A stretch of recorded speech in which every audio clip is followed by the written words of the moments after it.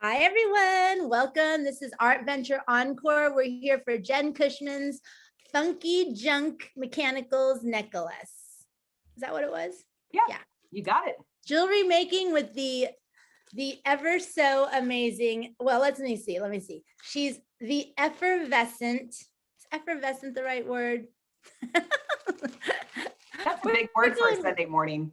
I know, effervescent, so many syllables. Jen Cushman, and I tell you what, you guys are in for a treat. This is take 2 of a class that I absolutely adore because jewelry making is so much fun and something you didn't realize you could do maybe with Prima products. You're going to learn so much.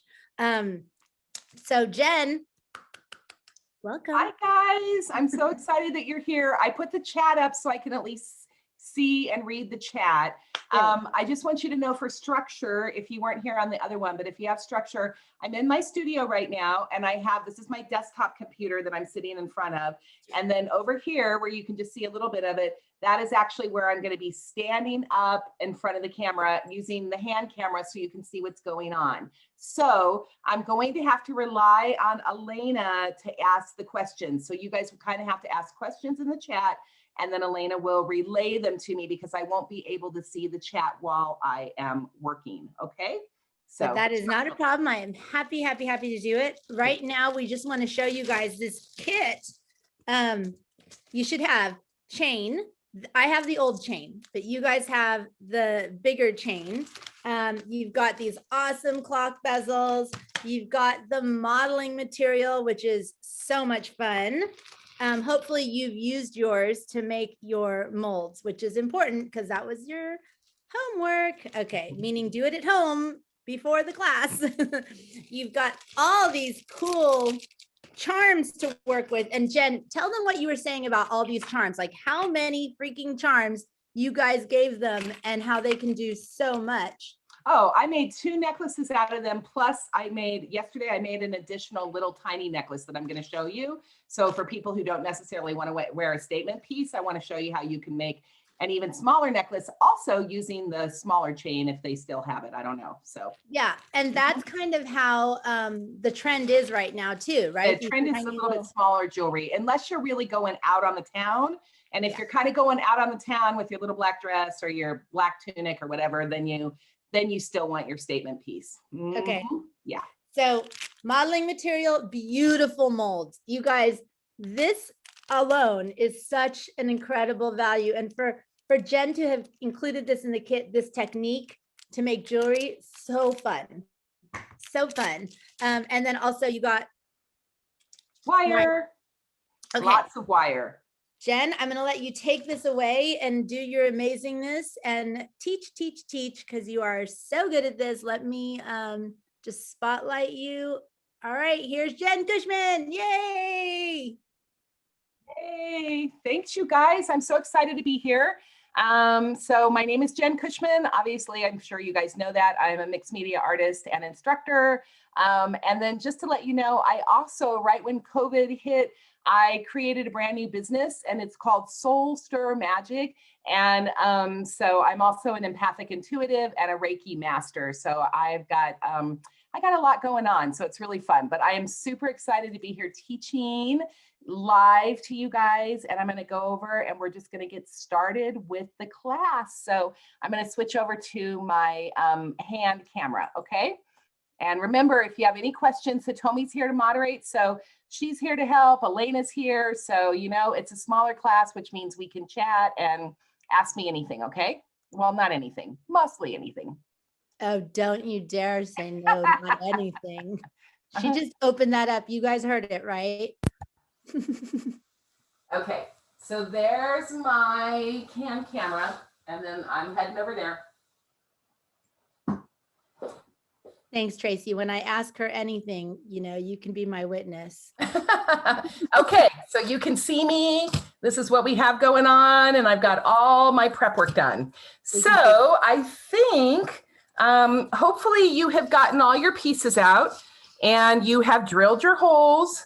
And for your little heart wings, you have actually done your holes in them because you must have holes in order to make jewelry. So that was kind of the challenge when Elena asked me to do, well, actually, Elena asked me to do just a mixed media class, and my brain pretty much immediately went to jewelry. So I thought it would be fun to take Finn's amazing art mechanicals, which I love her stuff, which she typically uses and glues on mixed media to turn them into jewelry. And if there's metal, you can drill a hole in it. Now, I cheated and I used my drill press because it's the easiest way to do it, but you can get holes with a hole punch pliers. And Press Arts has an amazing little screw punch.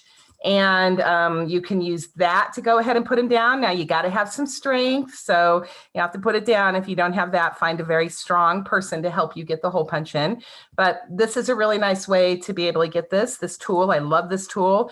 And if all else fails, you can use a piece of wood and a hammer and a nail, although it's not the prettiest. So when you do the hammer and the nail, even on the drill press or anything else, because jewelry can't be pokey, what I'd like you to do is I'd like you to turn it over. This is on anything you ever punch a hole in metal. Take a little nail file and just file back the rough little burrs off of that, because you do not want it to hurt your skin. So I have to tell you that it's really important to me that all jewelry I make, all wire wrapping I do, you'll see me say this throughout the class that we have here, I always check to make sure that it's not pokey, because pokey hurts. And if jewelry hurts, you will not be wearing it. And you definitely can't sell any jewelry that's pokey. So, okay, so I want you to have your pieces out and ready. Your hearts that we have, I did a prep video where I showed you how to be able to do attachments here without having to drill a hole. So, and I've painted the back of these already, so hopefully you can see them. And I am all ready to go with all my pieces and parts. I have my chain, I have my jump rings, I have my mechanicals pieces, okay? I've got my molding putty, my modeling material off to the side. You guys, this modeling material from Prima, this stuff is the bomb. I hadn't used this before this class, and I have used a ton of air dry clay. And I'm telling you, this stuff is smooth as butter and silky. I really, really am in love with this modeling material right now. I want you to go ahead and have some kind of paint palette. I use the back of the packaging because I like to repurpose, and have a paintbrush or two because we're going to need to paint some things up. And I want you to have your brushed iron here. Now, I didn't do this, but I told this to the class before. If any of these rusted pieces are a little bit too rusty for you, one of the things you can do right now, before we get started on everything else, if you want to take a little bit of the rust off of it, go into your cabinet and get a little bit of white vinegar. If you don't have that, you can use apple cider vinegar. It doesn't matter, but use a little bit of vinegar. Find yourself a little Tupperware cup in here, and then you can put these pieces in with a little bit of vinegar, and the vinegar will take some of the rust off. And then what you can do is you can pull them out, wash them off, and then you can take a little bit of a green kitchen scrubby and you can just rub it off. And then that's going to give you less rusty. Now, I love the rusty because the whole class was really based on when I would get to go to Paris, and I would go to the Paris flea markets as part of the workshops that I teach in Paris. And I would go pick up pieces and things at the found objects and all kinds of really fun stuff at the Paris flea markets. And I would make these junk necklaces of all vintage and found objects. So that's my comfort zone for me. So I happen to love the rust. So that's a fun thing. Okay, so I wanted to show you all of that. And so you have the molds. And then we also have our molds that we've already done. Now, I just did these yesterday, and they're not completely dry because my studio is a little bit cold. So I'm going to have to do the best I can, but they're dry enough to work with. So I went ahead and made my molds. And I always make extras when I'm doing my molds, because if one cracks or if anything happens, then I have extras to pull from and work with.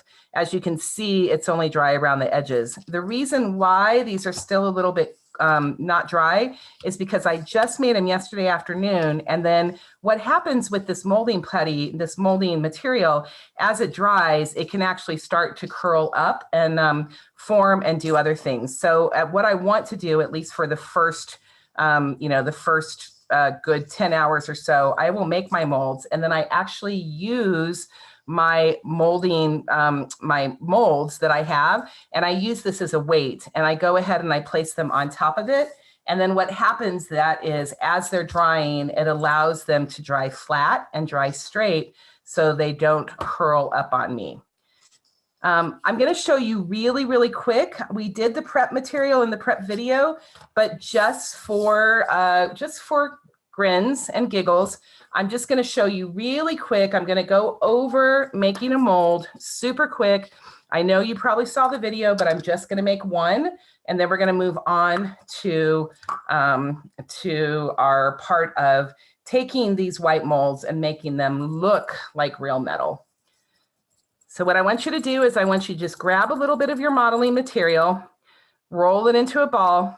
Now it's really, really, really important that you use your fingers to smooth out any cracks or anything that's happening with that ball, because any crack that you have in here, when you push it into the mold, is going to show. So you really need to start with a nice, smooth little ball of clay here, air dry clay, which is what this is. And then it's important to start with the right size. I actually started with too much, but I'll show you how we can peel off the extra. And then what I'm going to do is I'm going to go ahead and I'm going to place it right in the center of the mold. I love these molds from Frank. I actually, for years and years and years, I was collecting hardware at the Paris Antique Mall. So I have a huge collection of vintage hardware. And then I make molds of it with molding putty. So it's kind of fun. These ones are, no matter what I do, my molds are never as beautiful and quite as sharp as these ones that Prima has here. So now what I want to do is I like the hole. So I want to go ahead and I'm going to pull down and pull out that little keyhole, because that's going to help it look more realistic if it has the keyhole in there. And then what I want to do is I just want to start very nice forming that to fit the mold. And then I just want to go ahead and smooth it down. And then this molding putty shrinks, you guys. It shrinks a good, I would say it shrinks a good 15 to 20% even. So it shrinks. So you don't want to leave this in the mold to dry. It just isn't necessary. It's going to shrink in the mold. So really what you want to do is you just want to use it and form your impressions that you're going to do with this. And then you want to go ahead and immediately just take it, because they're nice and flexible. You just want to nice and flex that mold, take the pad of your thumb, and then just very, very gently pull out your cast piece. Okay, so just like that.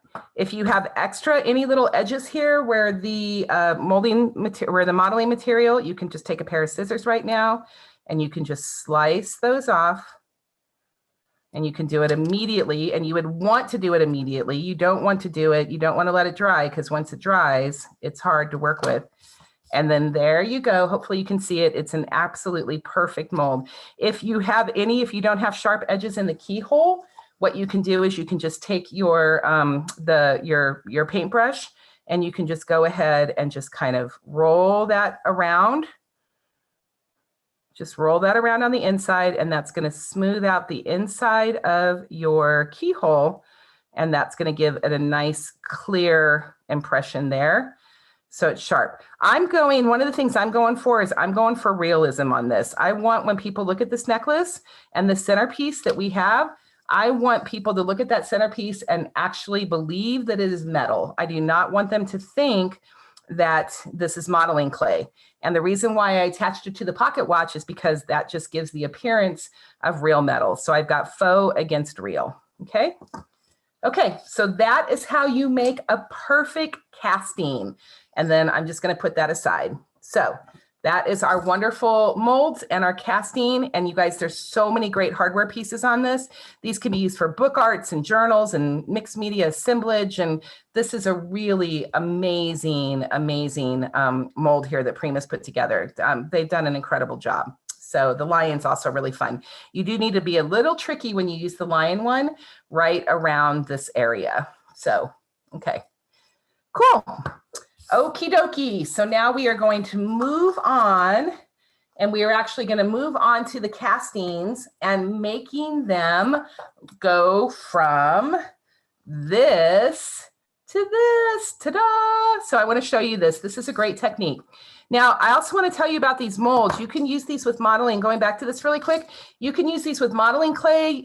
You can use these with air dry clay. You can use them with polymer clay, and you can even use them with resin. So I am kind of the resin queen, and I have used these with resin, and they're pretty fantastic. So you can make your casting of pretty much any material or a lot of materials that you want, and then use this technique I'm going to teach you about how to take these castings and actually make them look like real metal, okay? So, and the technique is the same no matter what your base material is. Okay, I'm gonna autofocus here right now, you guys.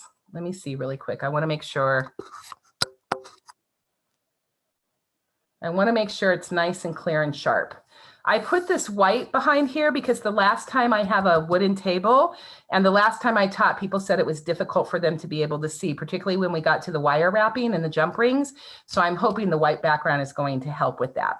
So, okay, so now what I want you to do is I want you to go ahead and get out your little paintbrush and then get out some black paint.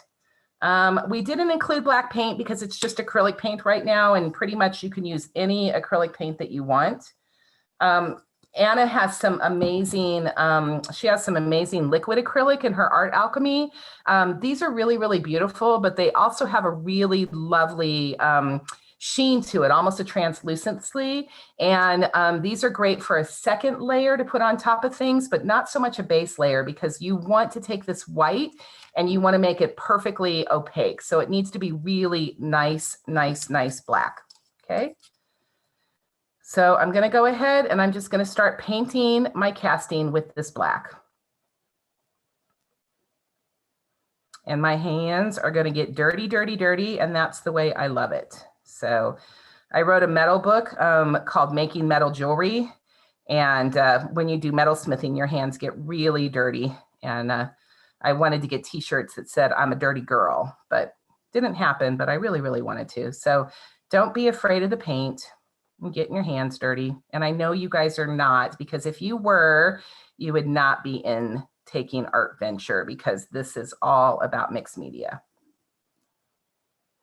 Okay, so I want you to paint it up and make sure that you really, that's really important that you get that really dark black inky paint into the crevices. You do not want any of the white to show. And since we're going to glue this, you don't need to worry about the back of it, okay? If you're going to wear the ones of the second necklace that I made, the little bonus necklace, you need to paint the back of it in case it flips over. But for this one, because it's being glued onto the pocket watch, you don't need to worry about it, okay? So just go ahead and paint that up. And then we're going to put that aside to dry. Give me just a second. I forgot to get a water cup. So talk amongst yourselves for a minute. Ask any questions if you need to, but let me run to my sink really, really, really quick and get a little bit of water.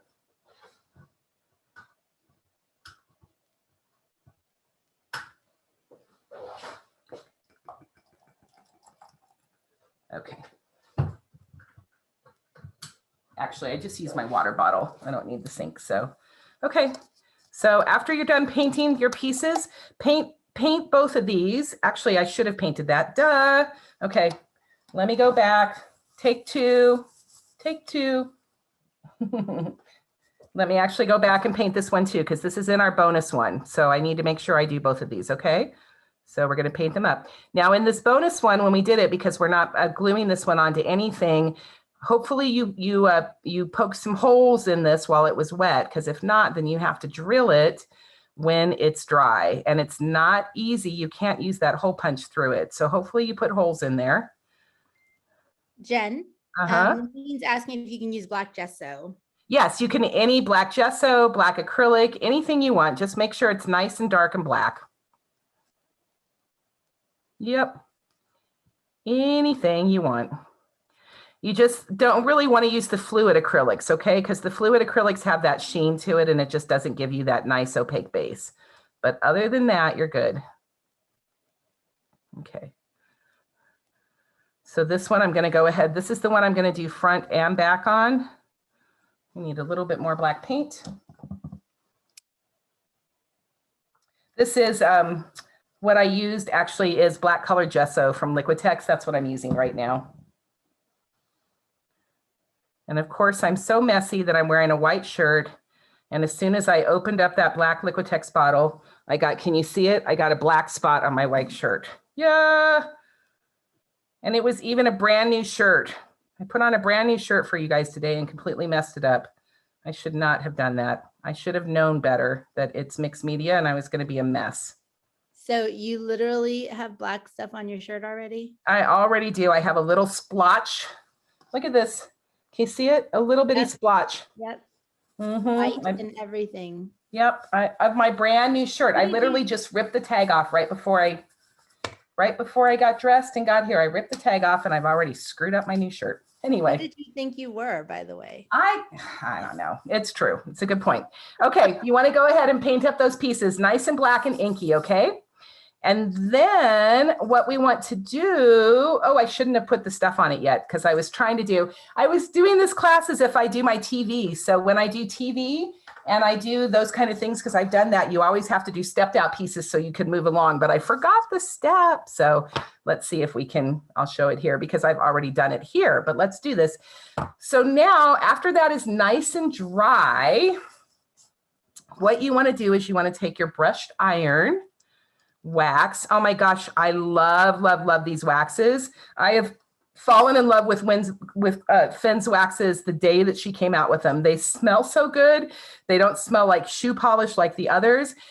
They also will hold up to jewelry, which is amazing. Rub and Buff and some of the other ones that are in the store, if you wear them, it will actually wear off and it will rub off on your clothing. So you really can't use Rub and Buff for jewelry. The only other one that I know of is a paste, and I can't even remember what the name of it is right now, but that's how much I can't remember the name because I used to use them all the time, and then I stopped as soon as Finn's waxes came out. So I love her waxes. And these waxes can be used to pretty much take anything, absolutely anything, and completely transform the look of them and add sheen. And she's got all kinds of colors and all kinds of stuff. But for your kit, I went ahead and did the brushed iron. So you want to open it up. And it takes a little bit of this, goes a long way. Now I use my fingers for everything. So you can use your fingers. It's not toxic, or you can use a little brush. Okay. It's up to you. I'm going to use my fingers. And then this is what takes these pieces. And this is where the magic happens, literally. Okay. So then I just start brushing this on to the paint and the sides.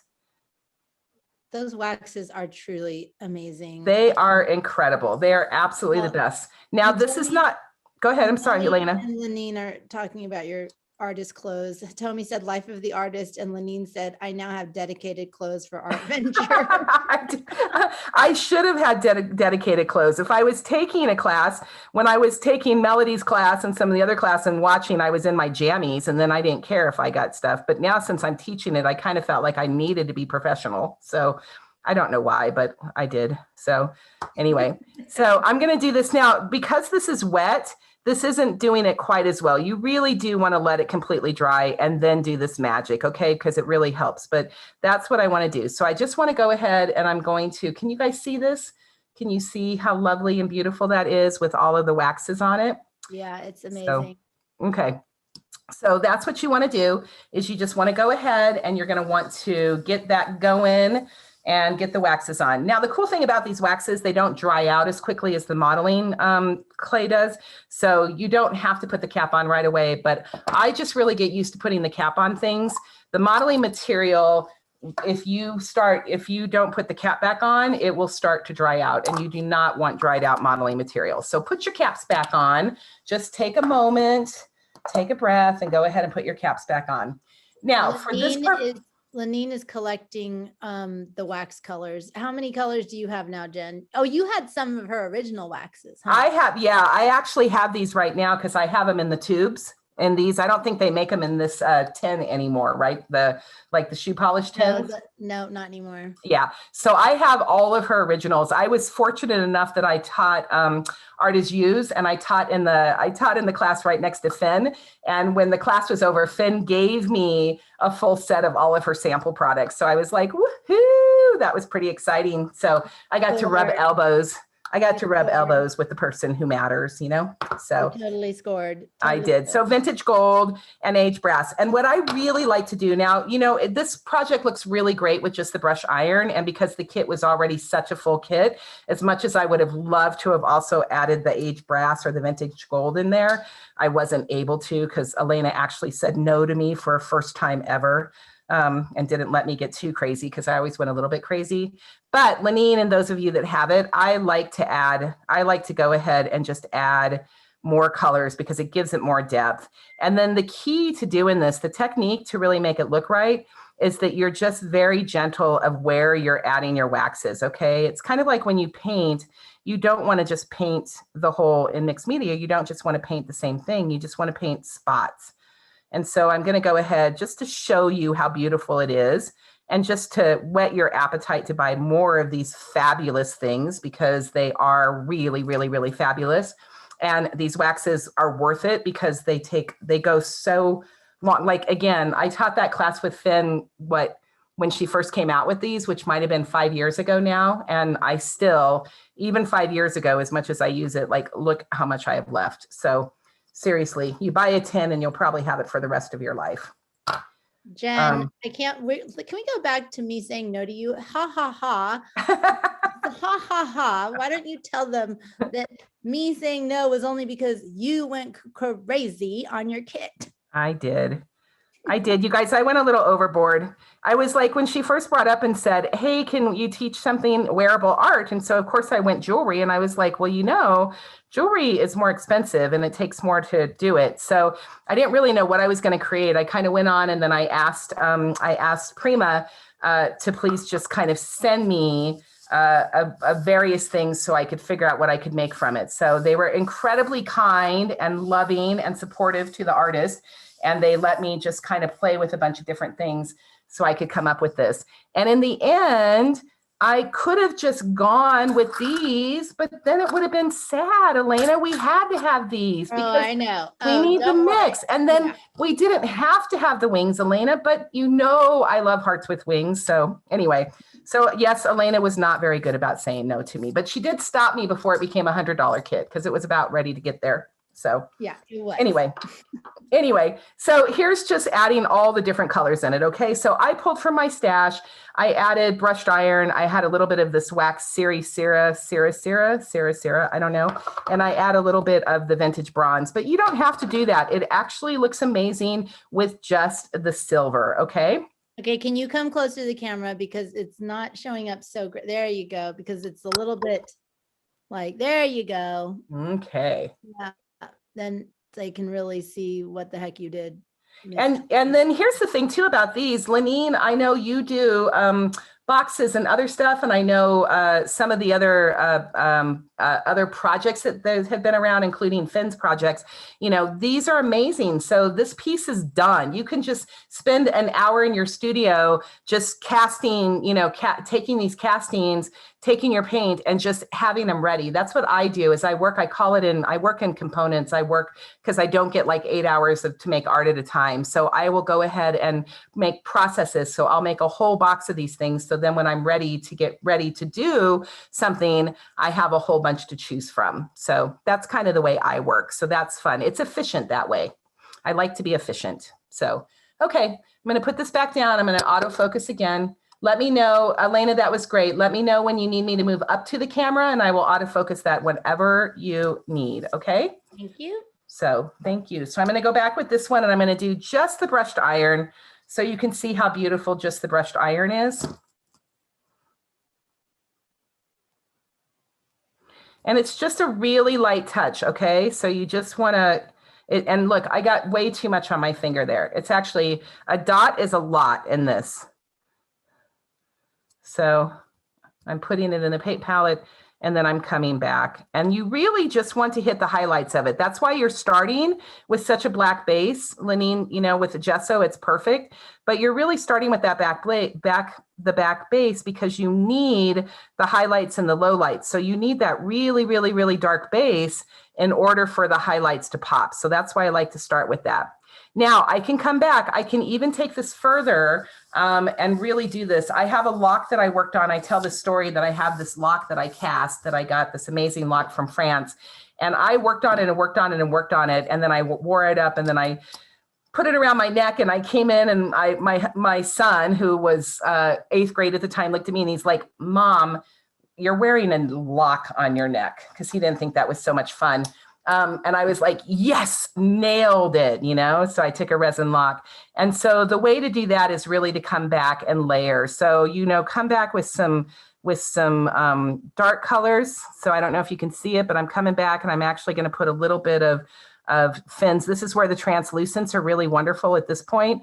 You can come back and then you can just actually add a little bit more brown around to the edges to start layering it up. And then it really looks like a dirty old piece of hardware. And you want that to look centuries old if you're going for that look. The other thing great about this is that I actually taught a class that was faux, real versus faux and faux versus fantasy. And I actually took metal pieces, actual metal pieces, and then I took Finn's waxes and a lot of crazy colors of the purples and the other stuff. And then I took these real metal pieces and I made them look so fantasy that you, honest to gosh, didn't even know that they were metal anymore. So you can go both ways with this. That's the other cool thing with it. So I went ahead and I did that. And now I'm just going to go ahead and add. So it's kind of like, remember Karate Kid, wax on, wax off, wax on, wax off. That's what you can do. And then if you want to get really, really, really crazy, you can go out into the dirt and you can get a little bit of pile of dirt on there while it's still wet, and you can sprinkle a little bit of dirt on there and you can work that into there. And then it looks like it was just dug up from a graveyard. So that's pretty cool too. Okay. So that's that. And then we're going to put those aside and let them dry. And once those are dry, what I want you to do is I want you to attach it. You're going to glue it. So there's no glue in your kit because we all have glue at home. But I want to show you, this is one of my favorite glues. This is Beacon, and it is a glass, metal, and more glue. And I really love it. It grabs fast and clear. It's waterproof. It bonds glass, metal, plastic, and stuff. And this is just kind of what I use a lot for the jewelry. You can use E6000 if you want, but and it's fine. And I do use E6000, but I really like this glass, metal, and more from Beacon. So, and Beacon, I don't know if you guys any of you are CHA designers or anything. Beacon is really amazing to designers. So I happen to really love to work with them. So what we're going to do is I want you to take it and you're going to glue this on. Now, in my kit that I have, I only have one of the large pocket watches, but I do have another pocket watch from in my experimentations. And I'm just going to use this by way of showing you because I didn't have a second one, but it's still a pocket watch. So what you want to do is you just want to go ahead and take your glue and then take a piece of wire or a toothpick. A piece of wire or a toothpick. I know. Using my mouth, which I shouldn't be doing, but I am. And then what I like to do is I like to go ahead and take a little bit and I like to put it on my palette because that's going to allow me to have much more control with jewelry. Because the thing about E6000 or metal or more, or any of this glue that you have is it's going to get globby and you don't want it to get globby. Now, the other thing I want to show you that I learned in the first round and not in my sample, but I learned by teaching, which is why I love you guys and I love teaching. I was just gluing this straight onto the pocket watch and it wasn't giving me a lot of surface because this one, the reason why I chose it is this casting fits the top of this pocket watch, this round pocket watch, absolutely perfectly, which means that you're really only going to be able to grab right on the other edges. So when you wear this heavy piece, there's a possibility of it popping off on you. So what I did learn is I learned that if you just take some of the modeling clay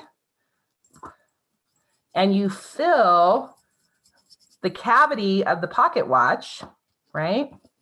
Then that creates more surface, ta-da, for the glue to stick to, okay? And that is awesome because when you are wearing jewelry, you do not want things to break. And I do not, particularly when you sell your jewelry, I do not like to do repairs on my jewelry. That is just a bummer for people to come back and have my jewelry broke on them and to send it back to them and have to do repairs. So I do everything in my power to make sure that I do not have repairs, which is why I love wire wrapping so much, and we will get to it because wire wrapping is one of the strongest connections you will get. I'm not going to get too far ahead of myself. I will come back, but I will say that to you again. But so now what you want to do is you want to go ahead and fill the pocket watch. Now it's best to let this dry, but if you're following along with me, it's okay. It will still dry, even if it's not, even if it's wet there. And then what I want to do is I just want to take the glue and I just want to put it on with, I like to move it around, like I said, with a piece of wire or with a toothpick or something. And now it's not so incredibly important that I get those edges because I gave an extra surface area for the pocket watch to sit on. So now I'm just going to place that on there. Now it's white underneath there, which I don't particularly care for, but I can go back later after it dries and I will paint black in the center, or I could put a picture, like I could put a little face under there. I could put some glitter in there. Ooh, as a matter of fact, let's just do that. Let's just put some glitter in there as we're talking. Hang on, hang on, hang on, hang on. I know you don't necessarily have glitter hanging around, but you might because we are mixed media artists here. So I'm just going to show you what this looks like. This is a bonus. This is my brain just goes this place. This is what happens when I teach live. I start pulling stuff out anyway. So I'm going to go in. Put the glitter in there and then just kind of brush off the excess glitter. And then that glitter should just dry right in there. And then I've added just a little bit of extra sparkle in my piece. Okay. And I don't know if you guys see this, but I love this little spoon. This is just something I have. And then I use it to fill my glitter with. I just get so excited. I love this spoon with a crown on it. It's the little things in life that get me happy. So, okay, so that is how you create your centerpiece, okay? And that is the technique for taking our castings and taking our waxes and making them look real. And it's pretty amazing and pretty fun. So I'm gonna go ahead and autofocus again so you can see what this looks like, right? So that's the one with the square pocket watch on the back. And this is the one I'm going to be working with. I don't have glitter in the middle of it, but you can see that I did have the modeling material in there, and I just went in and painted the inside of the keyhole. So that way it has the look for it. Okay, so there we go. Those are our two center focal pieces. And I really think the center focal piece is what makes this project work so well. Personally, if you're going to have a really chunky, big statement, funky junk necklace, I think you really need a center weight to it to really just wow the piece. And that's what I love. I love this whole process and I love this whole project, but I really, really love the center. So. Okay, I'm gonna put this aside and we're gonna move along, but I need to take a drink of water really quick, and I would love to hear if you have any questions on this particular process before I move on to assembling the necklace. Anybody?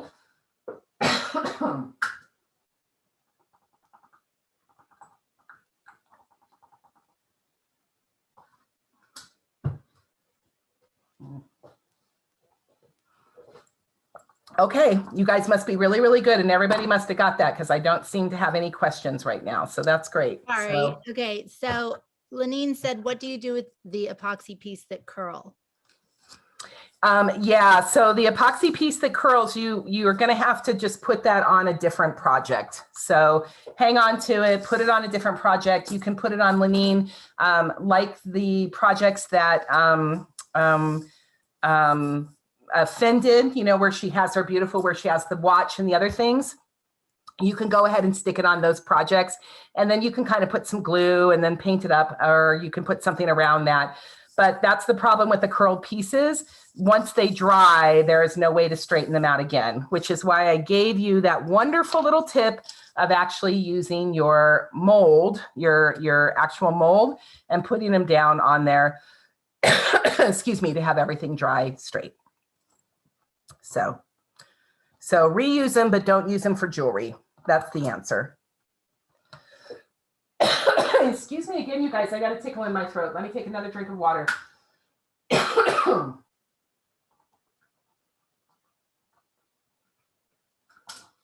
Okie dokie.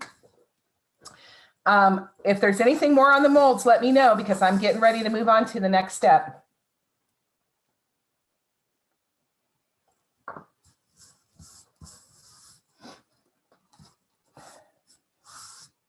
Okay.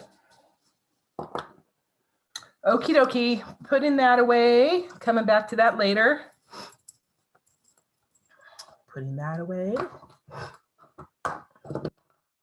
Got my waxes away, got my glue away, and now we are actually going to move on. Oh, let me show you the project so you can actually see where we are, because that would probably be helpful, wouldn't it?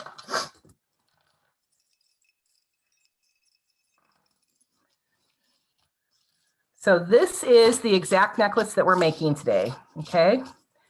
And these are all those lovely little pieces that we had, and then here is our center focal. Now you can see when I made this one, you guys, I didn't do the modeling clay in it. So you can see that there's the hole in the pocket watch, and you can see that it's hollow in there. And I actually don't like the way that looks right now. So I will probably go back in and I'll probably take some modeling material and I'll fill that off or do something with it. I wish now, you know what I mean? Because we always think about things later as an artist. I wish I would have put like a little image or a little bit of French text or some wording behind it and glued it to the back of it. And then that would have been super cool, but didn't think about it. So anyway, just to show you that, you know, none of us are perfect. We're all learning, even us teachers, we don't have it all together all the time. So anyway, but here's the necklace and here's what we're going to do. So the next thing that we are going to do is we are going to learn wire wrapping. Yay! Can I get a hello? Yay! We're going to wire wrap. If anybody's feeling stressed out, don't feel stressed out, okay? I know wire wrapping can be scary, but we're going to make it nice and fun and easy. So right now, so what we are going to be working on is we are going to learn how to wire wrap. Okay, hopefully you can see this. Let me autofocus. Okay. We're going to learn how to do this connection, this little wire wrap connection right in the middle there. And this allows, it's this connection, which allows the charm to hang nice and free and makes it so when you wear it, it's comfortable. So this little key, this little double wrapped, messy wrap loop, hang on. Ugh.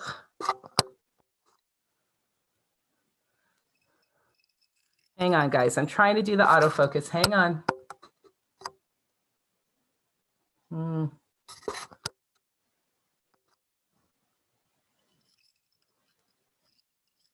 Frustrating. Okay. Hold on. Let me put it down. Let me start again. Okay. There we go. Okay. It's this little wire wrap loop, this one right here, that I want to show you. That's very important. Okay. So we're going to be working on that right now. And then I also just really quick for just, this is the bonus necklace that came along with it. So this is because we had so many wonderful extra charms because Elena allowed me to go over. This is the other necklace. I think I turned it around, but this is the other necklace we're going to work on. And with this necklace, there's wire wraps here as well. These are jump rings at the top, but there's wire wraps on the stop. So we're going to do that. And then the last thing I wanted to show you is because we have so many pieces and because you still have some of that little chain in the very beginning that was too small, that was my fault. This is just a very simple necklace. And these are like simple daily wear necklaces.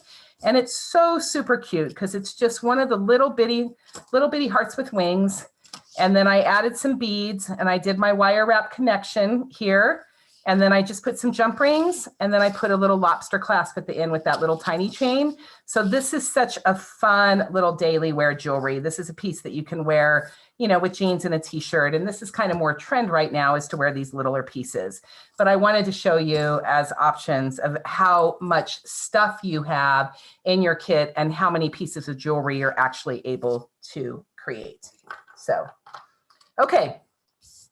Wire wrapping, here we go. I want you to get out your wire spool, okay? This is Beadalon, yay, Beadalon. Thank you so much for sponsoring with the wire and the chain and the jump rings, because Prima doesn't do jewelry and Beadalon does jewelry, and they're an amazing, amazing, amazing manufacturer. So thank you, Beadalon, for sponsoring this. Jen, can you also address, Beadalon has things for like professional level jewelry making and then beginner level jewelry making, right? Like they kind of cover the gamut. They do. They're pretty incredible. They actually have a wide range of things, and they're great for wire. So one of my favorite things with Beadalon is wire. They have a craft wire, which is an anti-tarnish wire. If you get any of their colored wires from Beadalon, it's anti-tarnish and it's not going to rub off. So if you get a purple wire from Beadalon or a red wire or an orange wire and you wire wrap it up with jewelry and you wear that piece for 20 years, it is never going to rub off. They have such good quality of their craft wire that they have. And it's anti-tarnish. And so I love this color wire that they have. This is 22 gauge. And 22 gauge is important because you need something that is nice and soft. Here's the other thing that I'm going to tell you about some of the wires. If you buy them off of Amazon or off of Michael's, and you're buying some of these wires that are directly from China that aren't branded, you know, they're less expensive, but their wire is really, really hard.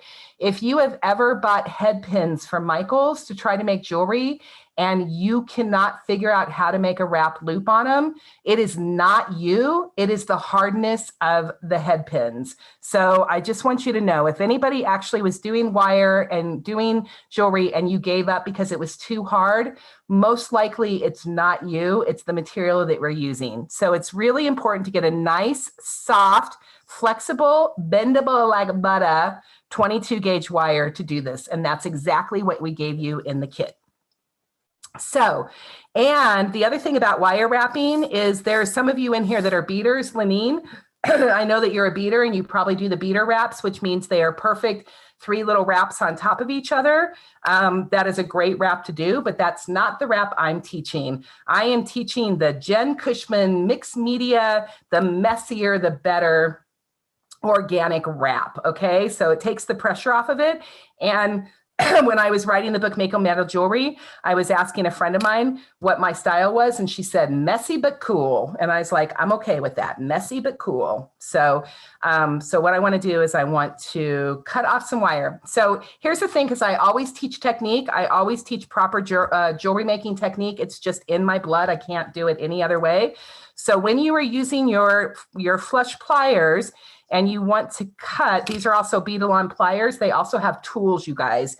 These are the Beadalon flat nose pliers that I have here. You're gonna see me using Weber's brand. I have Weber's that I've used forever, but it's because I have big hands, and I do a lot of work with found objects and other really unknown metals instead of small little beads. So I really like these classic pliers because they really fit my hand well. These are the typical size of beading pliers, okay? So these are kind of pretty much called the classic. And I use these, but for me, I prefer these. But you'll see me switch back and forth. Pliers are kind of like your cell phone though. You get used to one set and it's hard for you to do anything else. Okay, so back to this. So when you are cutting your wire and you're flush cutting it, you want to make sure that you flush cut it, because if you cut it this way, the piece we're going to use right here is going to have a little burr on it. Hopefully you can see me. But if I cut it this way, where the flush part is, then I'm going to not have that little burr on my wire wrap.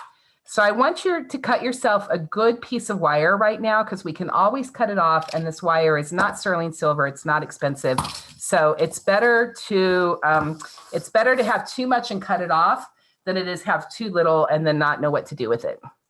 So now what I'm going to do is I'm going to cut off a piece of wire, and I'm going to come back with a charm.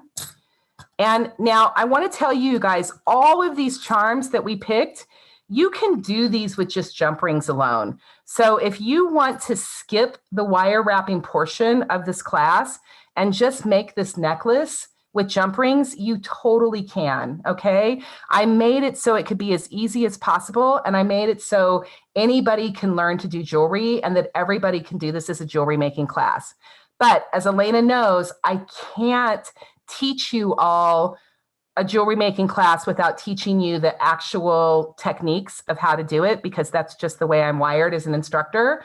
So I'm going to teach the wire wrapping, and if it gets too much for you and you don't want to do it, just, go get a drink, go get a cup of tea, go take a deep breath, and don't worry about it. You don't have to. You can come back with me and just jump ring it up, because we gave you plenty of jump rings too. Beadalon made sure that you had a whole lot of jump rings for this project. Which Jen personally patinaed for you. Yeah, I did. I patinaed all of them for you because they were gold and they didn't go with the rusty.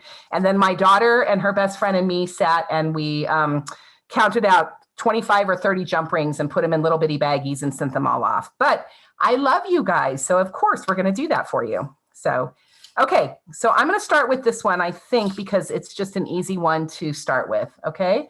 So what I'm going to do is I'm going to take my little piece of wire, and Elena, do you think my black hands is going to cause a problem? Should I wash them really quick, or are we okay? I mean, I don't know. I don't see why it would, but I'm worried that it's going to be distractive. You guys think of a question really quick and let me wash my hands. I'm worried that as I move up and down, that the black hands is going to interfere, because the jump ring pieces are so little. Yeah, they and are. The loops are really, really, really little. Yeah. So Lenine, I love that you painted the inside of your piece with gesso. What a good idea. What a good idea.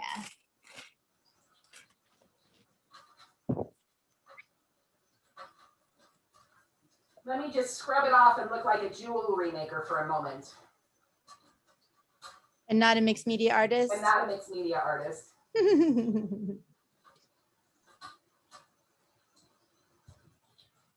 Okay. Okie dokie. So hopefully you guys have your wire. You have your wire cutters to cut the wire.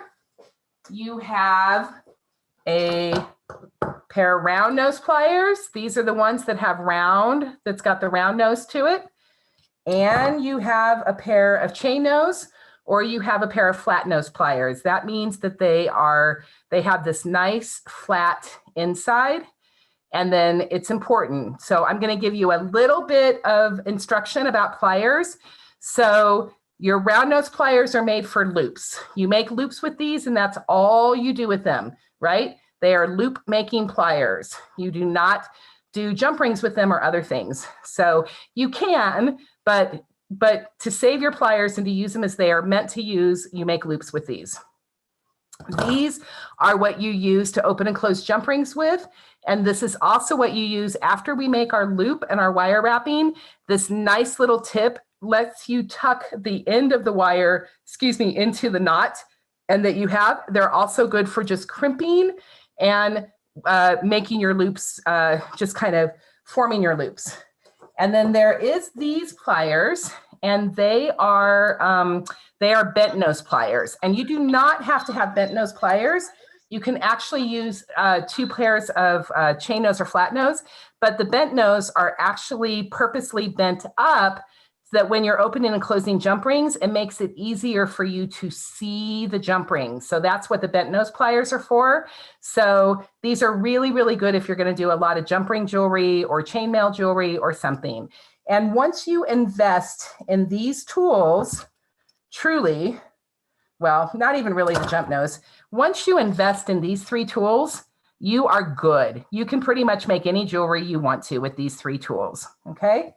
And then it's nice to go ahead and have I actually have 2 sets of chain nose pliers because I will also open and close my jump rings like this. So I like to have 2 pairs of chain nose, or I like to have a chain nose, a flat nose, and then my round nose. Okay, that is your lesson on tools. So we're going to start with our looping pliers because we need to make a loop. So what I want you to do is I want you to take one of your charms, and I want you to take the piece of wire, and I want you to stick it through your charm, okay? Just like that. I want you to give yourself the longer piece over here. So I want you to give yourself about 3/4 of a tail over here, and about 1/3 of a tail, or 2/3 of a tail over here, and 1/3 of a tail right here, okay? Now I'm going to take the smaller tail, and I'm going to take my round nose pliers, and I'm going to just very gently lift it up so that the small piece of wire connects up to the large piece of wire. If you hold it this way, if I hold it, let me put it down. If you can see it, it looks like a little J, okay? So I've got my longer tail of wire, and I've got my shorter tail of wire right here. Okay, got it? Now what I'm going to do is I'm going to insert with my dominant hand, I'm right-handed, I'm going to insert my pliers into, let's see if I can move this up. This is where we got tricky last time. So I'm going to insert my pliers between these 2 pieces of wire. Can you see it? Hopefully you can see. So it's inserted right there. I've got, I'm holding them with my right hand. I've got them clamped right now. And I actually have I'm holding it between there, between those 2 strands of wire with the charm hanging freely. Now what I'm going to do is I'm going to move this. I'm going to hold this like a mandrel, and I'm going to move this to my non-dominant hand. Now I'm going to tell you something right now as a disclaimer. This is not, this wire wrapping that I do and the way I make loops, this is not the standard beading way of making loops. I do not do the jewelry standard. I do what I have taught myself how to do this and works best for me. And this is the easiest way for me to do it, and it's the easiest way for me to teach it. If any of you are on here and you are longtime jewelry makers and you do not wire wrap this way, you do not have to wire wrap the Jen way. You wire wrap however you feel most comfortable, but please know this is the way I wire wrap, okay? So now because the wire is so nice and soft, you can use your fingers, or you can use your chain nose pliers, whichever works for you. So, and then what you want to do is you want to cross, okay? You want to take that smaller piece of wire and you want to cross it over the larger piece of wire. Can you see that? Okay, it's hanging like this. I've got it hanging freely, and I have crossed. I still have that nice long tail, and I have that little piece of wire, and I have just crossed that smaller piece of wire over the top of the long one. And I'm going to reinsert because I have this inserted, because you need the pliers inserted, because if you don't keep your pliers inserted, then you're not going to make a pretty loop, and you want to make a pretty loop. So now what I'm going to do is I'm going to grab with my chain nose pliers, and I'm going to wrap that piece of wire, the smaller piece of wire, around the bigger piece of wire. And this is a beater wrap right here that I'm doing, but you don't have to be this perfect with it, okay? But you just want to go ahead and wrap it about 3 times around, and you want that wire to be nice and tight next to each other. And then there will be a tail left. So can you see that? Let me try autofocusing up again.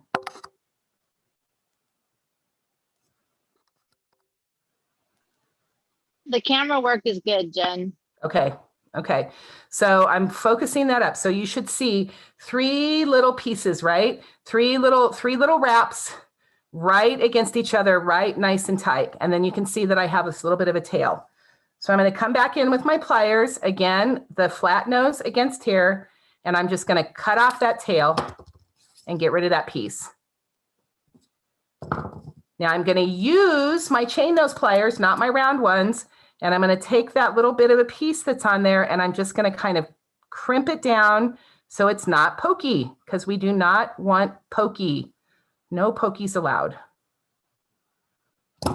Okay, so that's what that looks like. So we have now created a dangle. And then the cool thing about this, what you have done is you've basically created a head pin. So at this point, if you want to add a cute little bead and you want to dress this up from your stash or your studio that's not in the kit right now, feel free to add a cute little bead right here and add some color to your necklace. So you would just put the little bead right in here, and then you would just wrap again. But I'm not going to do it with a bead because I don't want to mess anybody up if you don't have a bead. But I'm all about making your projects yours and the way you want them. So when I walk in, when you walk out of a classroom, if yours looks exactly like mine, then I haven't taught you correctly, because I want you to have the options of being able to do this. Okay. So now what we're going to do, now that we have this head pin, so now what we're going to do is we're going to create another loop that's going to come down onto this loop. And then that is what's going to create basically our double loop. It's going to be a double loop. So then that way we can jump ring this on to our chain. So I'm going to come back. I'm going to use my round nose pliers, right? My looping pliers. I'm going to come right up. Now, normally I work this way, okay? But I'm going to try to work sideways so you can see it better. So, but normally I work and I'm making loops, and I'm just making loops and wrapping them all day long, because I can just do wrap loops like crazy. And then, oh, also, if you want to just make this loop a little bit, you can come back and you can just kind of round that out a little bit if you want to. Okay, so I'm going to come back. I'm going to go just above this loop right here. I'm going to put my pliers at the top of the pliers. I'm going to go right above that 3 little wraps that I made. And then I'm going to roll the wire over the mandrels. So you want to place it in between your 2 mandrels, and I'm going to roll it over, and then I'm going to cross it. So it's just like what you did before, right? So I'm going to cross that. I've made a loop and I've crossed it over with the tail. Now this is where the messy part comes in that is so much fun. This is the part where you do not have to make 3 perfect little loops, okay? So I'm going to go ahead and put that in. I'm going to move it to my non-dominant hand. And then I'm just going to take this, and I'm going to take my fingers right now, but you can use your pliers if you want. But this is the great thing about having nice soft wire. So I think that this wire is dead soft, or it might be semi hard, but I think it's dead soft wire. But this is what makes the wire so important, because you can manipulate it. So now I'm just going to come along, and I am just going to wire wrap over that loop. And I'm just going to make it fun and messy. And I'm going to wind it like a bobbin. I'm going to kind of wind it up, and I'm going to wind it down. And I'm just going to wind it. And then when I get to that point, when I get down to my tail, I pretty much have to go to back to my chain nose pliers. And I'm going to go ahead and I'm just going to wind it down. Now you do have to use both of your tools at the same time, which can be a little bit tricky, or you can pull it off and have your finger if you want. But then I'm just going to come back, and then I'm just going to take it and put it down. If you start struggling with that tail, if it gives you any kind of problems and you can't quite get it, all you need to do is just come back in with your nice little sharp pair of wire cutters. This is where you really need jewelry wire cutters. You don't need to use anything in your partner's garage, because you want these nice tips, because this nice little tip is what's going to allow you to come in, and it's going to allow you to really nicely snip off that extra little wire. And now I can come back with my chain nose pliers, and I can just crimp that down. So I turn it over, I get a hold of it, and I crimp it down. Now I run my finger over it. Okay, I run my finger over where that loop is, because if it's pokey, it's going to hurt, and you don't want it to hurt. So then if it's hurting, you need to come back and you need to crimp it a little bit more. And then if it's a little bit wonky, wonky's okay, wonky's good, you can just come back in with your pliers, get those nice sharp tips in there, and you can just kind of get in between those 2 loops, and you can just go ahead and squeeze it down. You can also reshape your loops and reform them a little bit and make them nice and pretty. So there you have it. You have a double wire wrap. Oops, let me get the autofocus.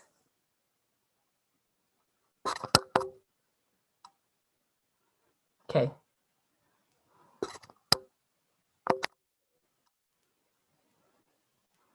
Hopefully that's doing it.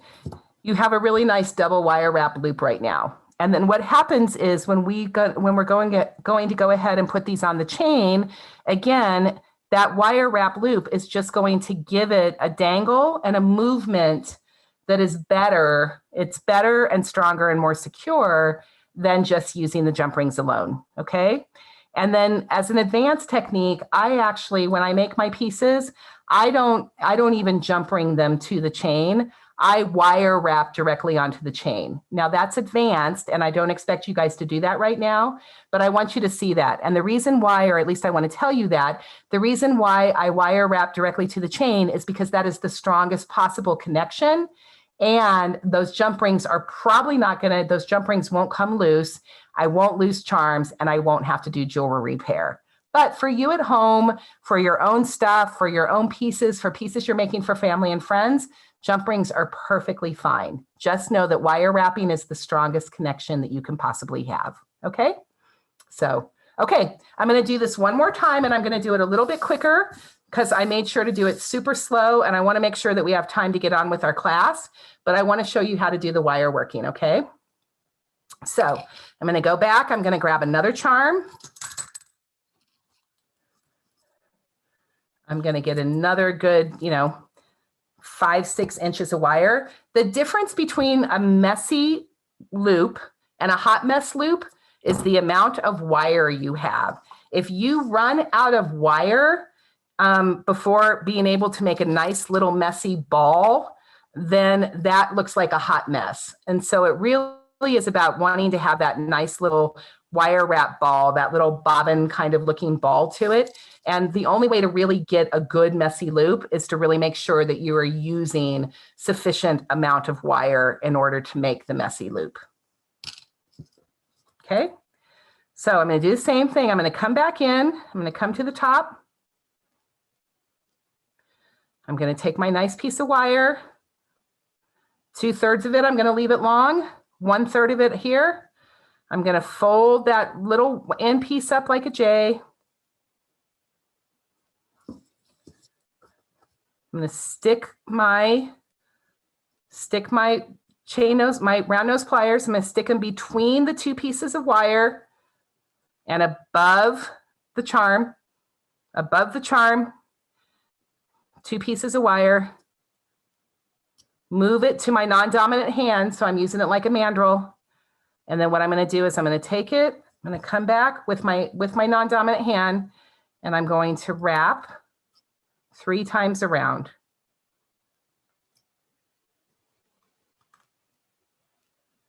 And if you wrap on top of each other right here, don't worry about it, okay? It doesn't matter. I just want to show you what a beater link looks like, and then you can even go 4. It doesn't really matter, but I just want to show you that I actually do know how to make a beater wrap. I used to teach at Bead and Button in these other shows, and I was scared to death to teach there for a while because I was like, no, I didn't learn to make jewelry the way you're supposed to. So I was super scared to do that. And then in the end, I was like, it's okay. People need to learn. So I'll go ahead and do that. I crimp down the end because I don't want it pokey. And now I've created that head pin, right? I've got that hanging head pin again. So it's going to hang nice and beautifully with that little loop here. Okay. Again, I can go back and stack up beads if I want. I could stack up washers. I could stack up buttons. Buttons are super fun with this necklace, to go ahead and stack some necklaces up there, some metal buttons on there, even add to a little bit more of that funky junk look to it. So this is the spot where you would want to do that.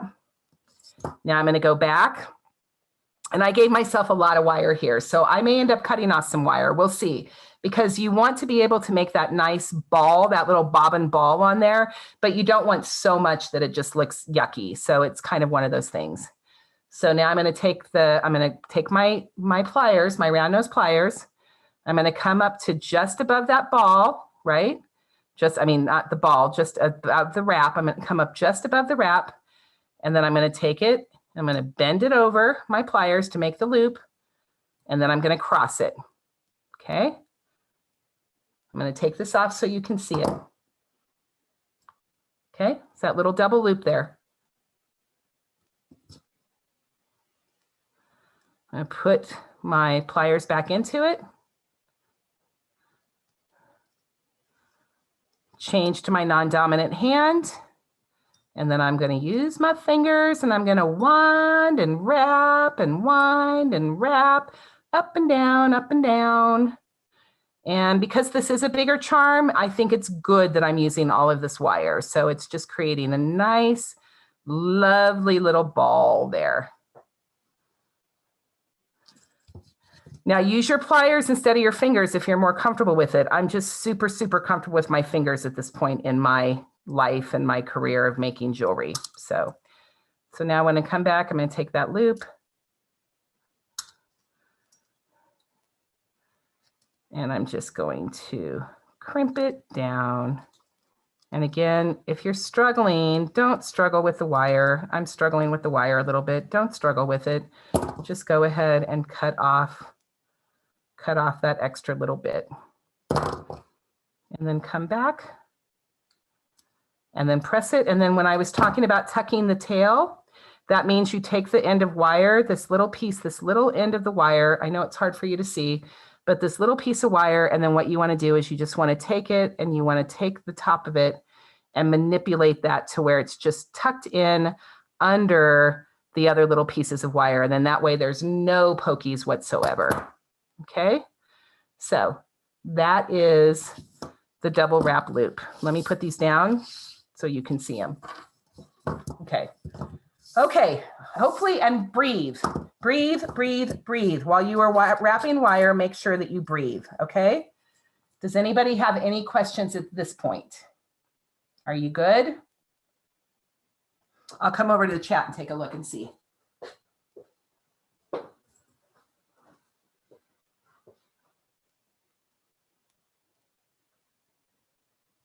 Okay. Says I'm good. Okay. Alessandra, just go ahead and type it into the chat, and I will definitely answer your question regarding the Prima material used to cast the molds for the medallion. I'm going to come back really quick. Hang on, you guys. I'm going to come back really quick to me. I just want you to see me again. So, and I want to take a little breath because after the wire wrapping, this is a hard part. Wire wrapping when you are brand new to jewelry can be really, really scary and really, really difficult. So that's why I just want to make sure everybody's doing okay. You're feeling pretty good about it and you've taken a deep breath. Remember, wire wrapping is a skill that you have to learn and you have to practice. So if your wire wraps don't look very good right now, don't worry about it, okay? And it's fine. So that's good. So Lenine, it depends on you about how many things you want to wire wrap. At this point, it's your project. I'm going to move on to completing the project, which means I'm going to move on over to jump rings. But if you are good at wire wrapping, you know how to wire wrap, you like the look of wire wrapping, then I would wire wrap every single charm you have, you know, but that's up to you. So that's completely, you know, that's completely your artistic aesthetic right now and what you want to do. I do find that these double dangles, this double loop dangle, when you're wearing your piece, it allows it to move it around, it allows the metal to kind of clink together, and it's just kind of fun. So it wears better when you wire wrap everything, but it's a lot of work. And if you're new to it, you might not want to do that. Okay, so I think that's good. Okay. So, you know, Jen, can I just say that I feel like the wire wrapping was even easier to understand this time too. So I think, you know, less questions about it, plus less people on right now. So I think it was great, a great explanation of how to do it.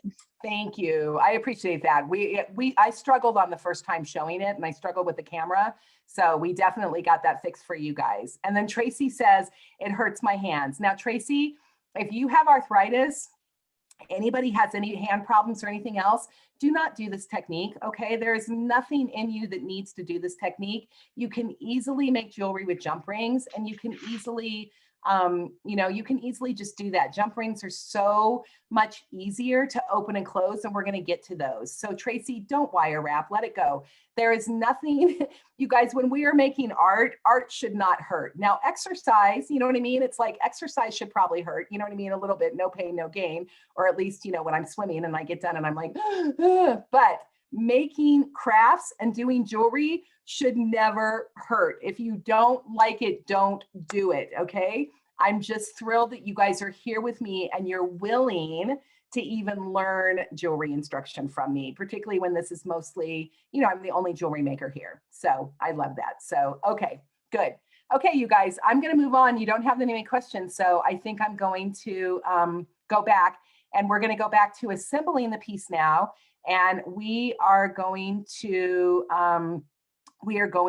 actually assemble it. So this is how we're going to do it, is jump rings. So Tracy, this is for you. You've only ever used jump rings. So we're going to go back. We're going to finish off this project with jump rings. That's what we're going to be doing. But again, I can't teach jewelry, and particularly this project, without teaching wire wrapping. So I told Elena I had to throw it in there. I just had to. Okay, ready to go. And no one is upset by learning techniques. So you're great. You did awesome, Jen. Great. Awesome. Good. Okie dokie. So now we're going to come back. So this is fun. This is the assembly part of what we're doing. And I'm going to take my little wire wrap pieces and I'm going to put them aside. And this is where we're going to get the chain out. Okay. And I want you to use the new chain that we have. Oh, shoot, sorry. I did not turn the document camera on. That's not very helpful. Oh, I turned it on. I just didn't click start video. Duh. Okay, I'm back. I was all ready to start. I was like doing all this kind of crazy stuff and I wasn't here, you guys. So let me click the autofocus again. Okay, good. So we're going to start with this chain. So this lovely, lovely, lovely brass chain from Beadalon, which is perfect for this project because it is big enough that we can get our jump rings through it, right? So what I want you to do is I want you to get your handful of jump rings out and I want you to get your chain. Now, for my necklace that I did, I have 2 strands of this chain at 8 inches a piece. That's what I use. If you're a smaller person, you might want to make 6 inches, okay? Because it's the part that hangs in the front of your neck.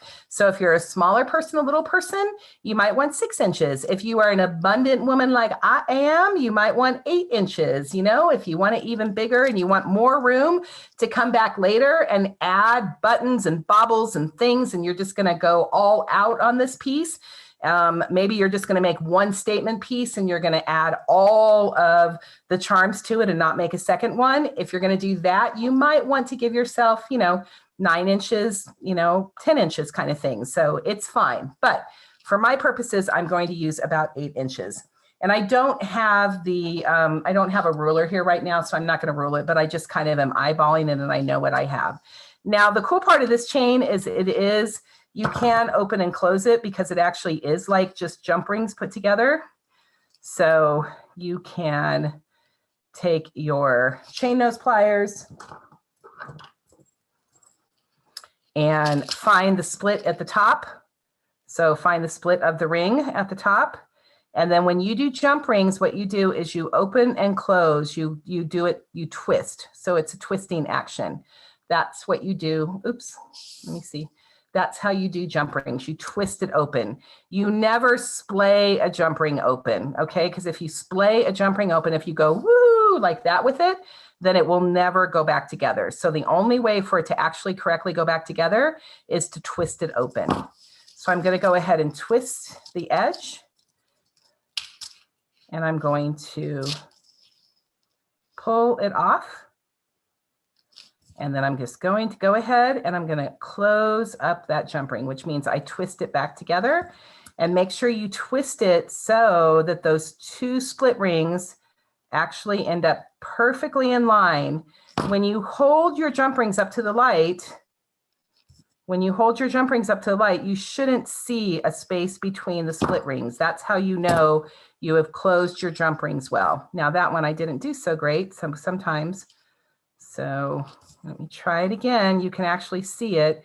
That was when I opened it up. I twisted not so great. So now let me twist it back to where it's perfect. Okay, there we go. So now my pieces are put back together. So now I want two strands of the same size is what I'm going to do. So you want to measure out 2 strands. It helps to double strand it because we do have a lot of charms, and with our center pocket watch to put it on, it is for balance and it is for design. It is for the eye, because to have this much stuff hanging from just one little strand of chain, it would just look very odd is what would happen. So the 2 strands is for security. It is for design, and it's just a good thing to do to have 2 of them. Now, when we're putting our jump rings through, we are going to have to go through 2 strands of chain, which can be a little bit trickier. So if anybody's scared about going through 2 strands of chain and you have never made jewelry before, you are welcome to just use 1 strand if you would like. However, my artist eye, my jewelry eye, my design eye says there needs to be 2 strands. Okay, great. So now I have my 2 strands of chain, and I'm going to take one of my jump rings right now, and I'm going to go ahead and take my pliers. Now, I'm using 2 of my chain nose pliers. If you don't have a second chain nose plier, you can use your round nose pliers to open and close your jump rings. You can do it, but because they're round all the way around, it's actually harder on you to use a round nose plier and a chain nose plier.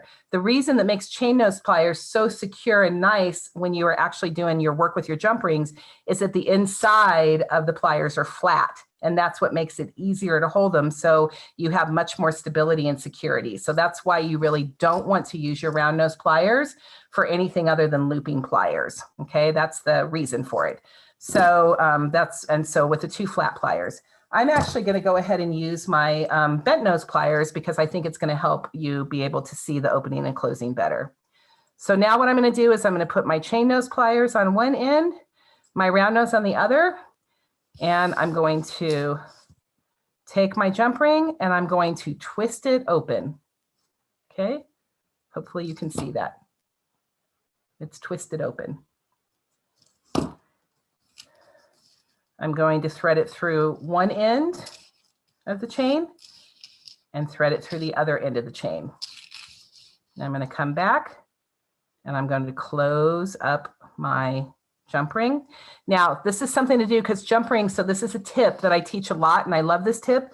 You want to work hard in your jump rings because when you're wearing your piece, particularly when you're wearing something with this much charms to it, you don't want it to get pulled on your clothes or on your hair, on your other things that you have.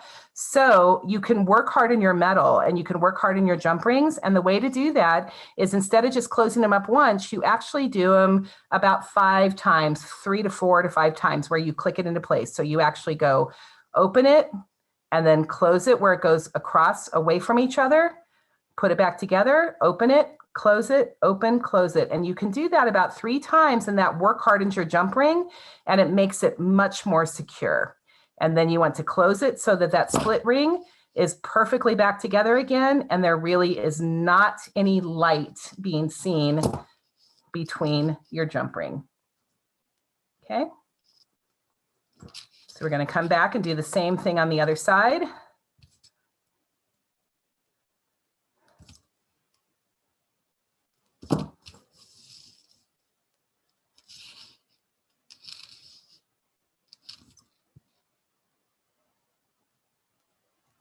And close up my jump ring, and I'm going to just do that little thing where I just work hard in it a little bit. 1, 2, 3, 4. And then click it right back into place. Okay. So that is our center chain right now. So we want to start with our completed pocket watch focal. And what we want to do is we want to go ahead and find the center of our chain. We want to take a jump ring.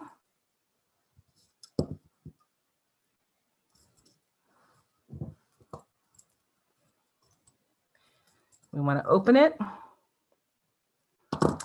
And now what I want to do is, so it's a little tricky. So you can either hook your pocket watch and then hook it through the other two, or you can hook your chain first and then add your pocket watch on. So whatever's easiest for you, okay? I'm going to do it this way. I'm going to go ahead and I'm going to take my jump ring and I'm going to hook it through both pieces of this chain right in the center. Okay, so it's even. And it's not completely even, I can see. So I realized that I didn't do it correctly. So what I'm going to do is I realized I'm like, okay, it actually needs to be moved one more. So I'm going to come back and I'm just going to go ahead and re-hook it through those two and try it again. And then that time I got it in the center. Okay. If you know an easier way to do this, go ahead and do it an easier way. This is just the way I know how to do it. So now I have my jump ring there and I have my chain and I've got it in the center, and I'm going to go ahead and I'm going to just put the pocket watch on it. And now I'm going to close up my jump ring. And this one, I'm going to work hard in it for sure, because this is a heavier piece and I do not want it pulling on it. So I'm going to work hard in 1, 2, 3, 4, 5, 6, 7, 8, and put those back together.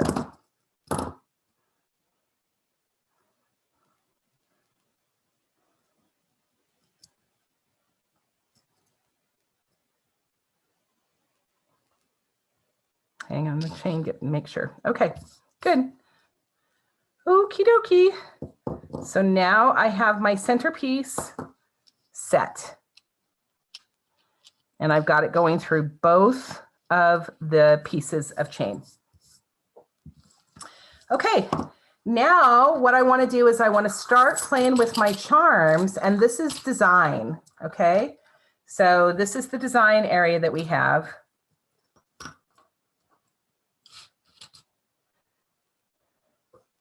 And I'm actually going to go back, you guys. I'm going to clip off just because I'm going to do this as an all jump ring piece right now. So you can see that it's all jump ring piece, but I'm going to go through and I'm just going to clip off my wire wraps that I have because I only did 2 of them. So that's why I'm going to clip these off. But so I would suggest that you maybe wire wrap the heavier ones, or you can wire wrap some, jump ring some. It really doesn't matter. It's kind of up to your own personal aesthetic. I'm just feeling like right now for teaching, it would be better if I just go to an all jump ring right now. So now what I want to do is I want to start laying out my design. And one of the things that for jewelry and design, symmetry is important on this piece. I really like to make asymmetrical stuff. I really like to make asymmetrical earrings. That's a favorite thing of mine. But for this piece, I want to make sure that it is symmetrical.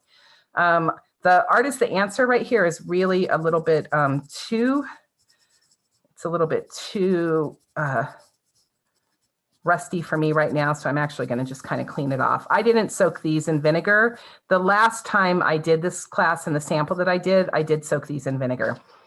Oh, and speaking of the charms, if you want everything to be kind of silver or you want it to match a little bit more, you can easily take your wax that we have and you can easily go in and add wax to any and all of these charms. So you can even take this one and add a little bit more wax to it and give it a little bit more of a sheen and a shine and have it not be quite as dirty if you want.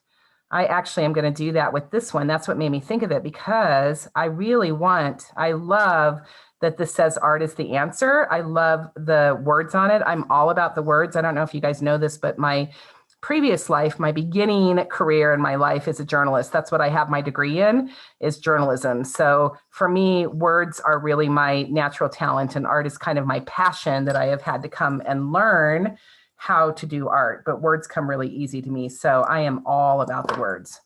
So I think for this purpose, I'm just going to go back and I'm going to add some of the paste to these to just kind of make it look a little bit more uniform, more unified. Not uniform, unified. I love this charm. I think it reminds me of the medallions in France, all the rose medallions and the other things. And I think this is just so gorgeous. And I love the way the wax just brings out the highlights of everything so much.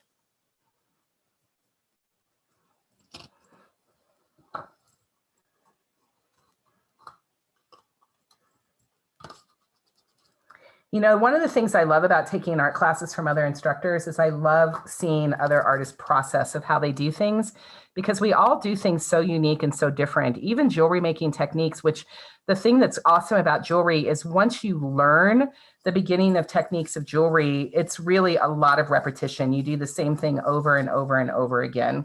But I love seeing other people's techniques of how they do this.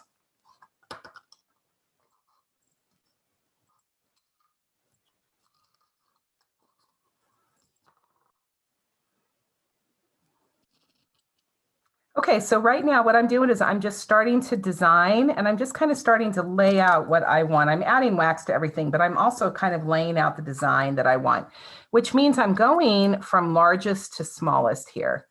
So I'm really kind of starting out with my pieces and that I have, and I'm looking at them, and I'm going to hold, actually I just realized that I have the bonus piece. So let me make sure that I keep the bonus pieces out.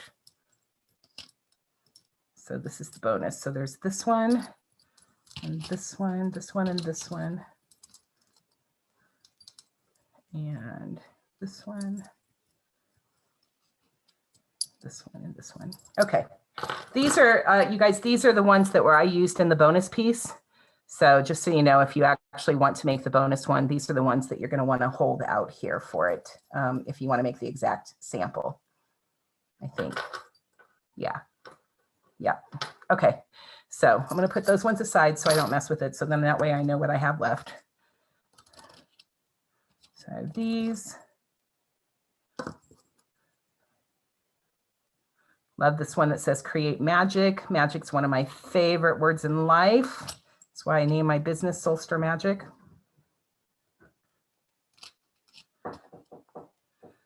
What, Izzy? I'm teaching. I'm actually on camera right now. Yes, you can have one. Okay. Thanks. You guys, that's my daughter. I told her I was teaching, but of course she had to come into the studio and knock. I should make her get on camera. She hates getting on camera. I should make her say hi to you all, and then that way she won't come in and bother me again. Okay. So I'm putting them together. So I'm just kind of deciding right now how I want them to go. I know I want the larger pieces there, and then I want to go bigger to smaller. So this is the way it's working for me right now. Now, these ones are really similar. So I actually am going to make sure that I think I'm going to trade this one. I'm going to trade this piece out with this piece. So that way I have that. And then I will probably put this piece here. I'm going to put this piece here, and I'm going to put that one here. And then this is an extra. Oh, wait, no. So I've got 4. Yep. Wait. Good. I've got 4 on each side. And then I have 1, 2, 3, 4, 5, 6. I have 6 left over. This is how I ended up with the bonus necklace. So I have these 6 left over for the bonus necklace. And I have 4 on either side that I'm using, plus the focal. Then I'm also going to take my hearts. These are the hearts with wings, and these go on the side of it. Now, I think I used the medium. So I went ahead and just glued the hearts onto every single one of these and punched holes in them. So it's kind of up to you, whatever you want to do. But, you know, I think I'm going to use these 2 silver ones today. Okay. And they're not exactly the same. You know, this heart's a little bit bigger. That one's a little bit smaller, but I'm not going to worry about it because that is mixed media, right? So basically I have designed, and this is really important. If you pre-design your necklace, when you're doing this work, if you take the time to sit here and really pre-design your necklace, and then even take a picture of it with your cell phone so you kind of remember what you did, then it'll be easier to go back to it and be able to remember the design. And it's just fun. It also allows you to audition your charms and audition your pieces so you have them like you wanted. Like, for example, I knew that I have this gear and that gear. And before, if I would have just kept going, I would have had those 2 gears touching next to each other because that's kind of where my brain was going at the time. And I don't like that. I don't want that. The other thing is I have the word over here of the art is the answer on this side. So I want the create magic one to be over here on this side because I don't want the words right next to each other. So that's why I'm designing it this way. Okay. So that's what I do. So now it is just a matter of jump ringing this baby up. So I'm going to take the pieces and I'm just going to move them out of the way, but I'm going to keep them in the way that I want them. And I'm going to start with the largest to the smallest. So I'm going to open up my jump rings. Oh, this one, you guys, I'm sorry, hang on a second. On the Create Magic, I just realized on the Create Magic, the ones with the words, you must wire wrap these. There's no way that you're not going to be able to attach these because the hole is in the middle without wire wrapping. So let me wire wrap these up really quick and show you how to do these ones. It's the same process. It's just that you're going to need, oh, hang on. You're going to need a longer piece of wire for these, particularly this big one. The small one, you're not. So I'm going to do this again where I'm going to take this and put this in the hole. Okay. And I could put it where artists answer where you see it, but I want to be able to read the words. So I'm going to make sure that it wire wraps where it's the top of it is that the artist, the answer is on either side. So I'm bringing this up, I'm doing my tail, I'm bringing it up. See, even I grabbed my chain nose pliers and then I realized that I was making a loop with my non-looping pliers. So I'm going to bring that up and then I'm going to take it, I'm going to put my round nose pliers in there. And then I'm going to make my wire wrapping. So Tracy, if you don't want to do the wire wrapping because it hurts your hands, then you're probably going to have to use these word ones of the Artisan Answer and the Create Magic. You're probably going to have to use those on a different project then, a mixed media project, instead of being able to use them for jewelry. Because in this particular one, you definitely have to wire wrap these ones. I was trying to remember, I'm like, why did I put wire wrapping in? I knew I wanted to teach it to you, but I also just realized that the wire's in here because of these two charms, and these charms are too amazing for me to not use. Okay, so now I've done that piece where I've done the wire wrap. Hopefully you can see it. I've done the 3 little beads, the 3 little wraps right there. And now I'm going to come back down, and this would be a good one to add if you want to add your beads right here, any beads. I'm going to come back and then I'm going to wire wrap here. And I do this pretty quickly, so we'll get moving on pretty quickly. Let me just wire wrap these 2 pieces up because they have to be done.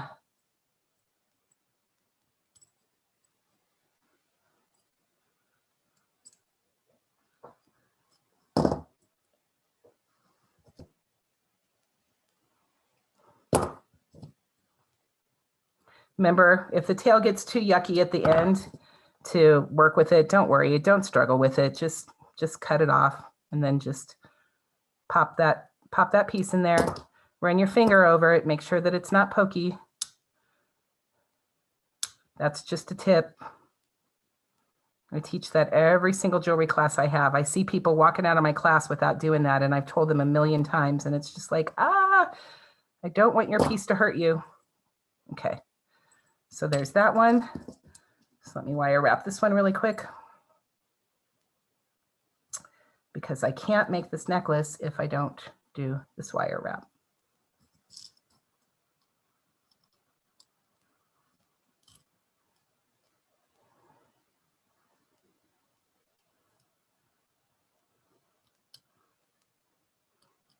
You guys, I don't know what your weather is like where you are, but my weather right now in Northern Arizona is absolutely gorgeous. It is just, it's actually hard to be in the studio right now because the weather is so stunning that I want to be outside just doing stuff. So my husband had hoped we could go hiking, but then I said to him, like, nope, I'm teaching today, but maybe this afternoon I'll get everybody out and do a little picnic and get out there and do a little hike because the weather is stunning.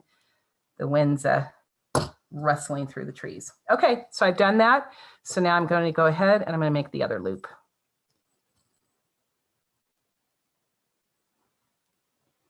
And remember what I said about the difference between a hot mess wrap and a good messy wrap is the amount of wire. This one's not going to be the prettiest of wrap because I did not give myself quite enough wire, but it's okay. the cool thing about these funky junk necklaces is that you end up putting so much stuff on them that people don't look at them. It's kind of like when you paint your house and the first coat of paint, you notice everything on it. Oh, it's not bad. It came out okay. The first coat of paint and you see all the flaws, but then you add more paint and you don't even notice it. Okay, so now that those are wire wrapped, I can go ahead and move along. So now what I want to do is I want to move over to my chain nose pliers and my bent nose, but you'll have whatever pliers you have that are not round nose. And now what I want to do is I'm going to go ahead and I'm going to loop it through my charm. And this is the way to make sure I'm getting in the right space. And then I'm going up 1, 2, 3. I'm going up to the 4th link. That allows enough space for them to dangle, and they still will overlap each other, but there will still be space between them. And I'm going ahead and I'm pulling it through and I'm putting it through the 4th link on both of my links. And now I'm going to close up that jump ring. And again, I'm going to work hard in it. 1, 2, 3, 4, 5, 6.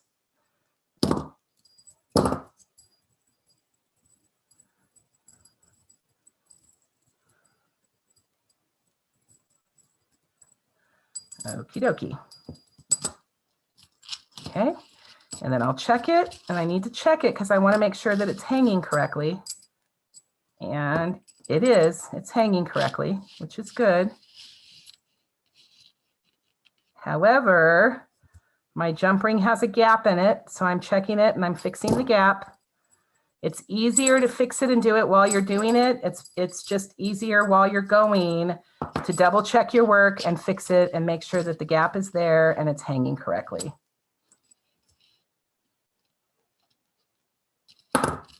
And when I say hanging correctly, it means that when it hangs, when you hold it up and it hangs, you see the words facing front.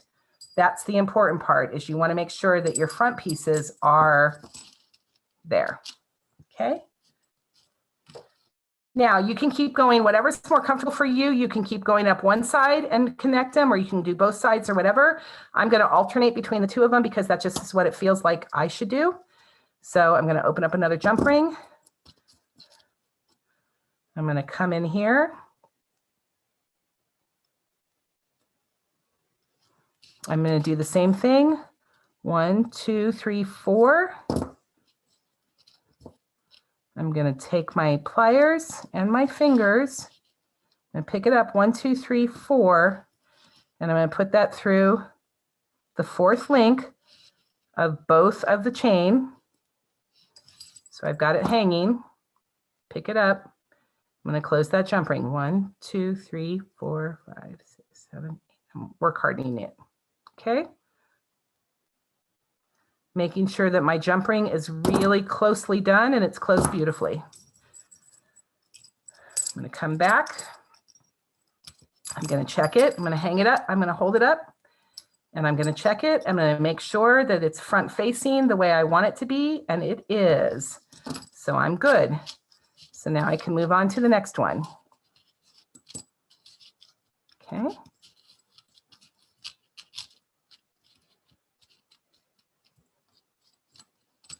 Okay, I'm going to keep going.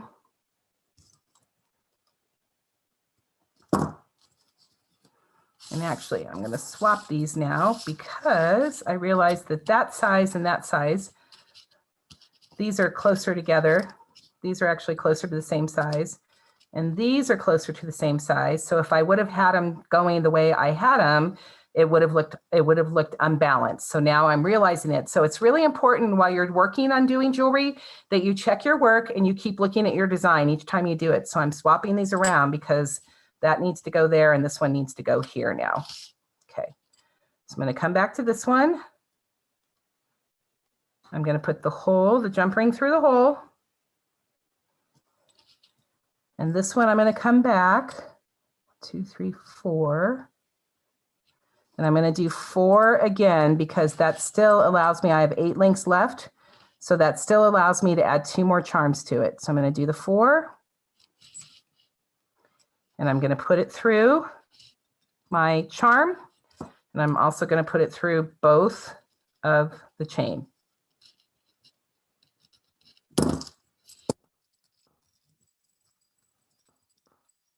Check it.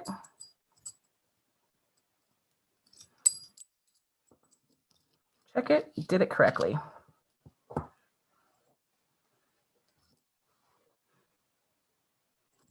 Okay, gonna open up my jump ring. Gonna come back with this one. Now this one has a hole in the middle, but because it's a gear and it actually has the top here, this one does not have to be wire wrapped. I'm gonna come back on this side and I'm gonna do the 4. 1, 2, 3, 4. I'm gonna put it through both of the chain. Do my work hardening, close it up. Now these charms are getting smaller, so they're getting lighter. So, you know, the work hardening can go a little bit easier. You don't have to move it quite as many times to work harden it. Okay. What do you mean they're getting smaller? The Oh, the charms, charms. the size of the charms Yeah. themselves are getting smaller. And so because they're getting smaller, they're getting lighter, right? So the smaller, the lighter, which means I have to do, that means I don't have to work harden the jump rings quite as much, if that makes sense. Thanks for asking. That was a good clarifying question. Makes sense. Okay, so now I've got my other charm over here. So I'm going to pop it through. 1, 2, 3, 4. Pop it through. Close it up. Hopefully you guys are doing this along with me. You're not just watching me. I'm hoping you're doing it with me. I don't want to be making art alone. Tommy asked, can you work harden too much? You can overwork things, and then it goes to wire goes from dead soft to half hard to full hard, and then to spring hard. And when it gets to spring hard, it breaks. So you do not want to overwork your metal. Okay. It's really important. So that's why really, 5 times is pretty much the max that you would want to do. You do not want to overwork your metal. I'm leaving it alone, Jen. I know. Every time I teach wireworking classes. I'm being a good girl. You're always with me. 10 years now, girlfriend, 10 years. I know. 10 years of friendship. Okay, so well, Jen, when you're thinking of your design aesthetic, do you ever mix it up and not go big to small? I do. Yep. You can go asymmetrical. You can do what is called a waterfall, which basically is you'll see it where it goes, longer to shorter. So it waterfalls on one side where it comes down, and you can do that with it. You can junk it all up and have it be random and not have it be all symmetrical. So really, that's the most amazing thing about being an artist, right? Is we get to do whatever we please. And what looks good to us is what's most important. It doesn't matter what looks good to other people. What matters is we look good to us. It took me a long time as an artist to put my stuff and my work out there, because I realized that as soon as I put my work out there, and any of you that have done craft shows, you know this, how many times has anybody walked into the booth and said, I can do that right in front of you, right? It's so obnoxious. And you probably could do that, but you know what I mean? But just don't say it out loud in front of the artist. But, but the thing is you become an artist and you are judged. And people are judging whether your work is good or your work is bad. And you have to really let that go and not care what other people think about your work, because the only person who matters with your work is you. And then when you go to sell it, if somebody loves it, they're going to love you and they're going to love your work. And that's the way it works. But yeah, that's a big, long response to the question of no, I do not always make it symmetrical. I sometimes do whatever I want to do. So, and most times I do whatever I want to do. So now I'm going to go 1, 2, 3, 4. That's going to put me at for me, that's going to put me at the second of the last link. I don't know what you guys are going to have, but because I didn't measure this, it just happened to work out. And now I'm going to close up that jump ring. Again, this is a nice light one, small light one at the end. So I'm probably only going to do like 1, 2, 3, kind of work harden it that way. So Jen, isn't it funny how it does always just kind of work out? No matter how much chain you've cut off, it just somehow always works out. It does. So here's the last one on this side. And then I'm going to show you guys how to do the wings. And then we're going to finish it off.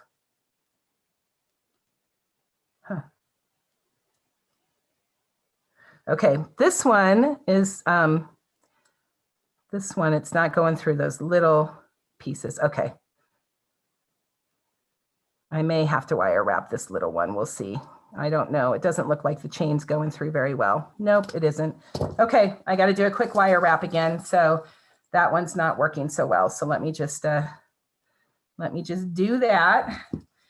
One of the things I love about, one of the things I really love about making jewelry, and particularly found object jewelry, is that I feel like an engineer. I get to troubleshoot. So things will happen and I'll be doing it and I'll be like, oh, that didn't work. Or, oh, that's not working right. How can I fix that? And so I kind of like that. I feel like it keeps my mind sharp. You know, some people do Sudoku and those other things to keep their mind sharp. I make jewelry because then that way, that way I have to troubleshoot when I'm doing things. And I'm like, oh, there we go. And then I make a mistake or whatever. And I'm like, oh, thank you. I just troubleshooted my brain and I just made my brain stronger. I'm so happy. Thank you for that. Silver linings. Always. There's always a silver lining.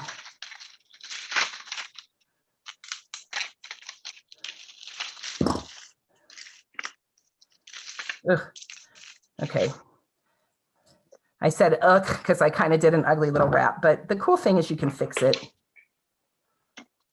I cut it off. Okay, so now let me do the last one there. So I had to do a wire wrap on that one. So now I'm going to do that, and I'm just going to put the last little piece through and close it up, and then I will double check it again.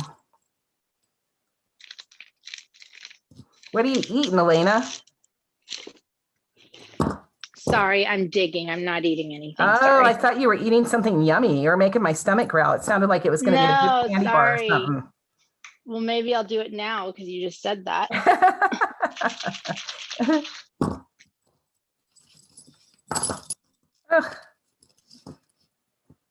Well, that one just flew right off. Hang on a second. So obviously, I did a terrible job with my jump ring. Let me try that one again.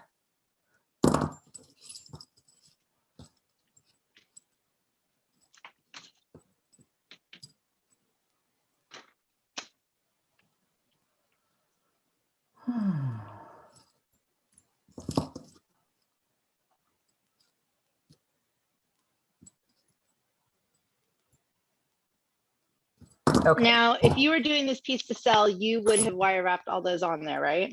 I would have.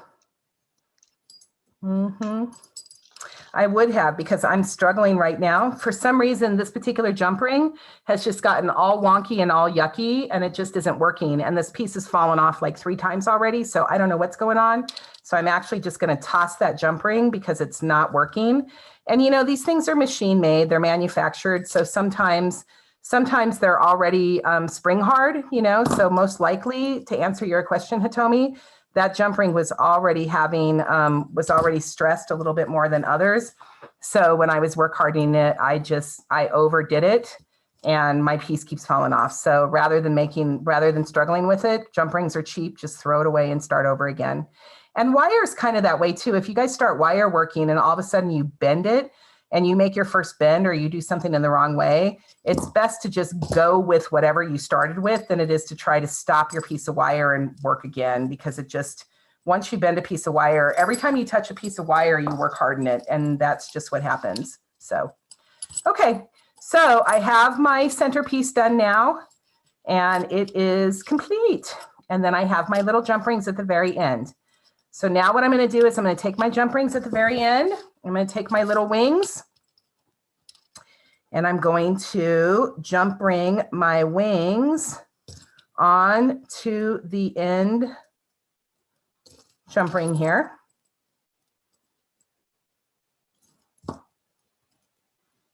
We're making jewelry, Love it. Okay. There she is. Now on to the other one. Remember to breathe. You don't have to do yoga while you're doing jewelry, but you do need to breathe. Breathe, breathe, breathe. Don't hold your breath while you're making jewelry. A lot of people do that when they first start. Seriously, I'd be teaching classes at Bead and Button. I'd have a couple of beginners in there and I'd look over them and I swear their face was turning blue. It was so scary. I was like, breathe.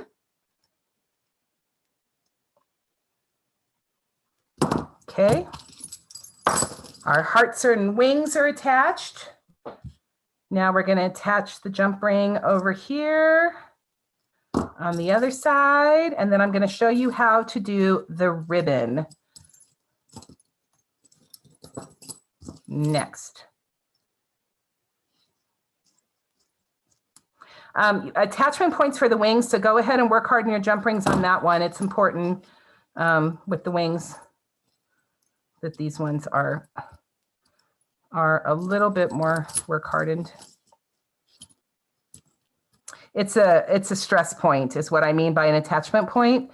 You know, we're going to tie the ribbon on this one, and then the ribbon's going to get tied on and off our necks all the time. So it's an attachment point. And the wings can be a little bit trickier because that pointy wing. So just make sure that you still open and close your jump ring so there's not a gap in between there.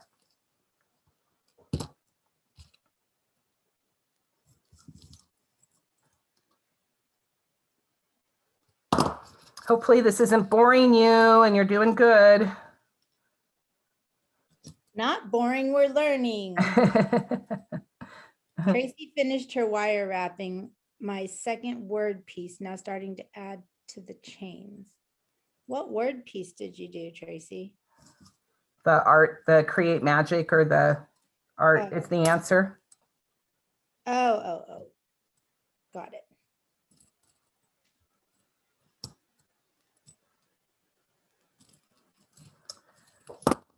Okay.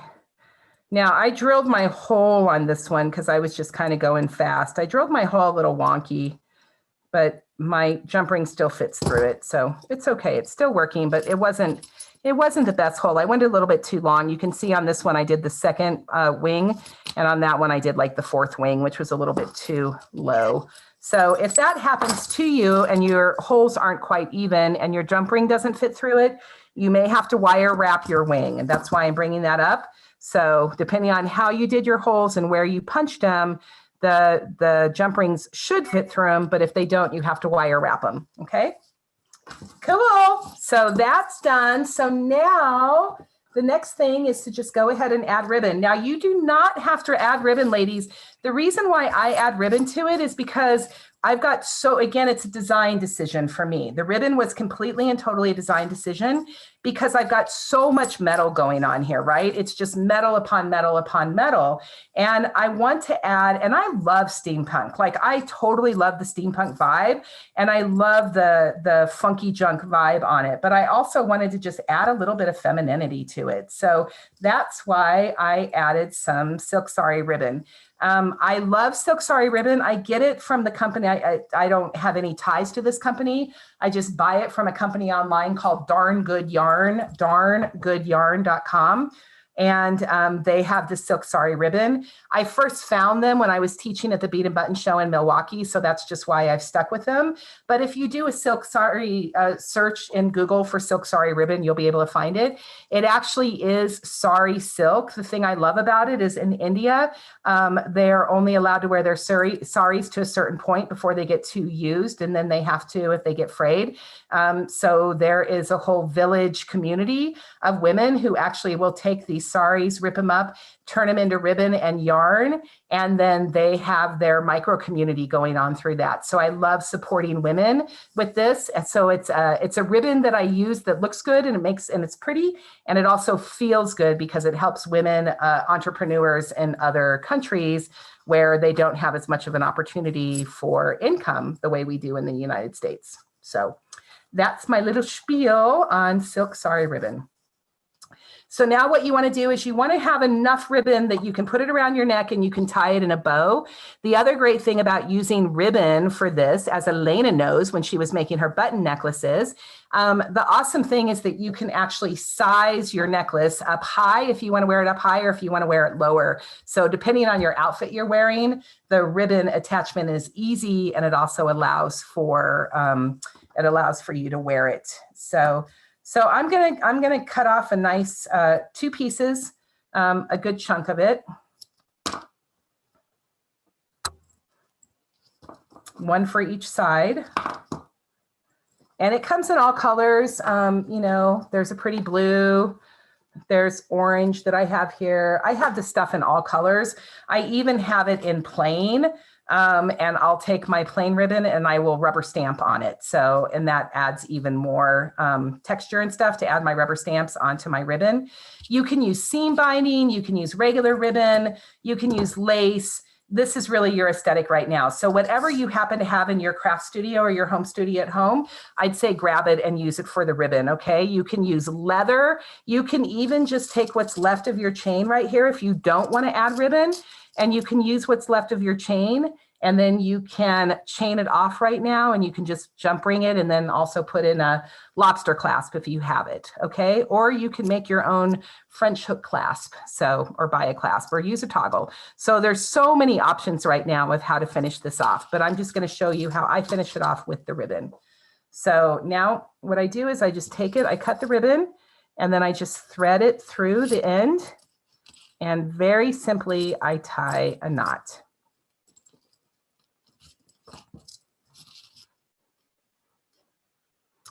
I thread it through the other side.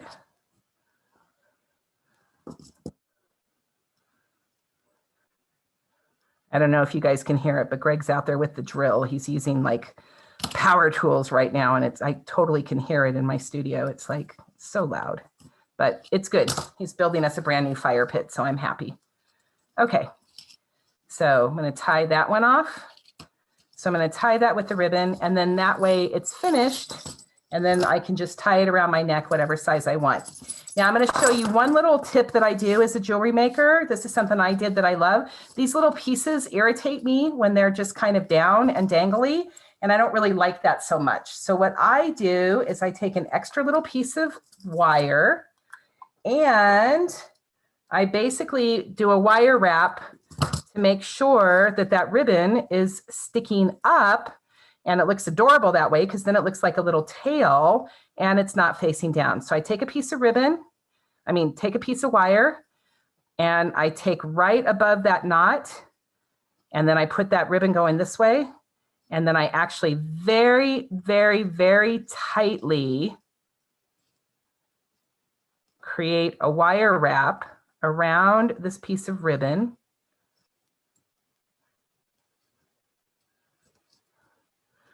And it is an extra design. It's both design and it solves a problem, which is what I love. Again, the engineer in me, the builder in me, not that I really am a very good engineer, my husband's the engineer, but the person in me that likes to solve problems, this is one of my problem solving things that I did. And I do this with anytime I add fiber to my pieces, I end up doing wire wraps like this in order to make sure that it's extra secure, and it also just looks cool. It just is good. It's going the right way, and it's more comfortable to wear. Lenine's asking, do you have 2 jump rings where the wings attach to the chain? Yes, one on each side. Well, is that what you No, there's only one on the end of it, but Lenine, it can be 2.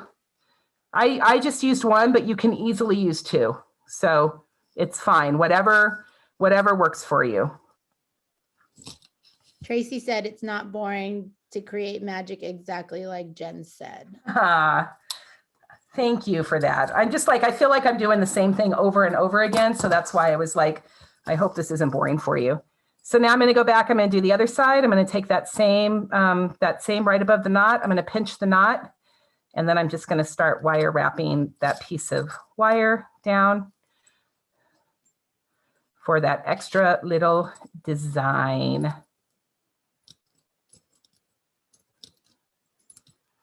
And I usually use my fingers for this. I mean, you can use your tools, but again, good soft wire should make it easy to do this. This is really, you guys, this wire that's in the kit that Beadalon sent you, they sent you really, really, really nice wire. It's nice and easy to learn from and to work with. This is what I use when I'm working, and it really should be like butter. If you're struggling at all with any of your pre-made head pins or any of your pre-made wire components, and you really love jewelry making, I would really, really suggest that you learn wire wrapping and you learn wire forming, like how to make your own clasp and your own toggles and your own findings, because you can use nice soft wire to do that. And it's actually cheaper. Plus it has I call it the hand of the artist, and I love seeing the hand of the artist. And the other thing I want to tell you about this class, you guys, even if you learn to do jewelry, even if you never, ever, ever make jewelry again, just by learning the basics of this, when you go to a craft fair or you go someplace or you go to look and you are interested in buying handmade jewelry from other people, you'll be able to look at that piece of jewelry and you'll be able to see how much care and effort went into it. And you can definitely see their skill level as an artist on whether they're jump ringing it, if they're wire wrapping it, if they're adding extra little details. It will make you understand sometimes why, you know, one person's jewelry is $12 and another person's jewelry is $20. So, oops, I'm cutting off the ends and I did a terrible job. I'm going to cut off better. Okay, so that little extra, you can see it's just an extra little detail, but it adds that little bit of extra metal on there, and it just makes sure that the ribbons face up instead of face down. So, ta-da! We finished. We finished our necklace. It's beauteous. Okay, cool. Any questions? Oh my God, love it. You love it? Where are we at on time, E? It's 11:12. Okay, good. So we can do the bonus, right? Yes. Good. Good, good, good. See, you guys, those of you that were tech the second time around, you are so smart, because the first time around, I did too much on the modeling material and showed it. I went over the things again because I was so worried that people didn't watch the video that we kind of ran out of time and went over. So this time I'm like, no, you got to watch the video. So now we'll have time to do it. Okay, so that's the first necklace that we did.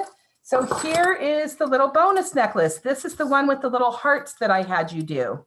Okay, so this is the one where I had you made the hearts using the modeling material, and then putting the little pieces of wire, the little U-links and the wire to be able to create an attachment that you don't have to drill. So that's what this one is.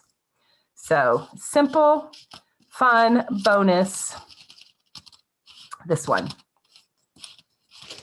Okay, cool beans. Okay, let me get my pieces.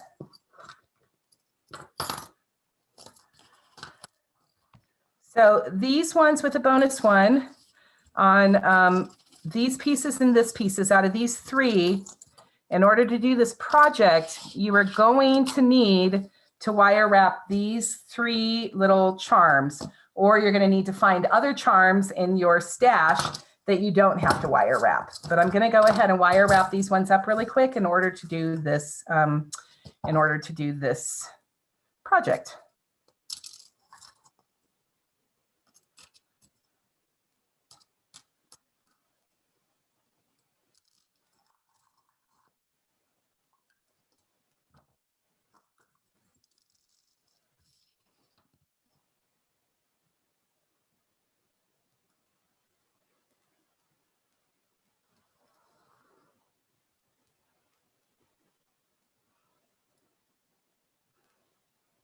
This one, because it has less stuff on it, it would be really fun to add some extra little beads on there, I think.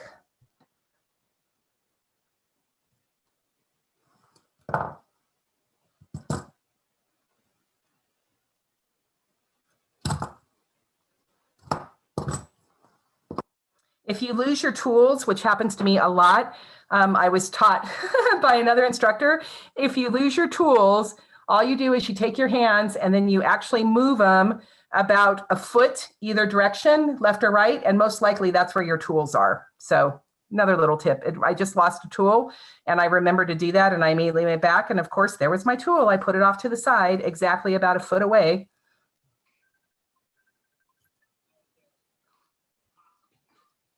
Oh my God, JJ. Mom, look, Mom, I'm on Carol's baby shower here. She did another baby shower. I'm on Jen's class.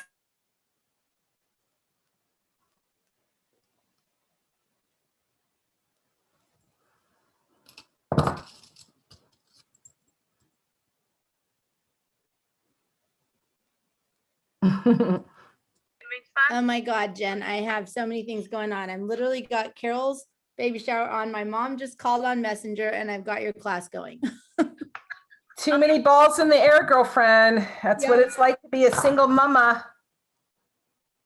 Single working mama. It is not easy.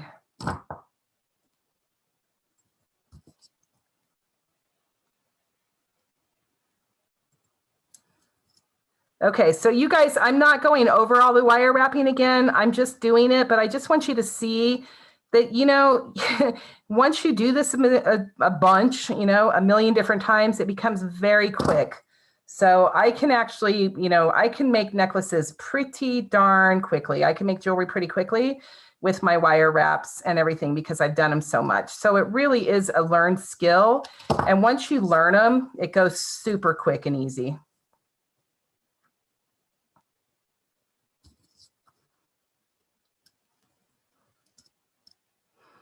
I forget, I wire wrapped so many pieces one time that my fingers were literally like just bloody and raw at the end of the day because I had just done so much.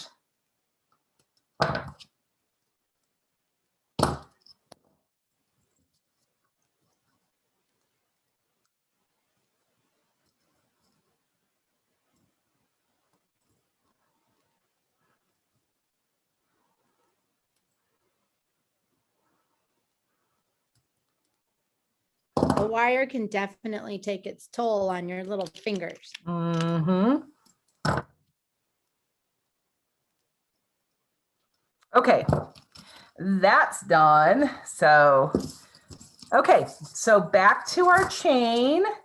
So on this one, I would say that because it's a little bit smaller a piece, I'm probably only going to use about, I'd say about 5 inches this time around, but I'm going to double it up again. Can you also show them how to wire wrap directly onto it? Sure, I can do that.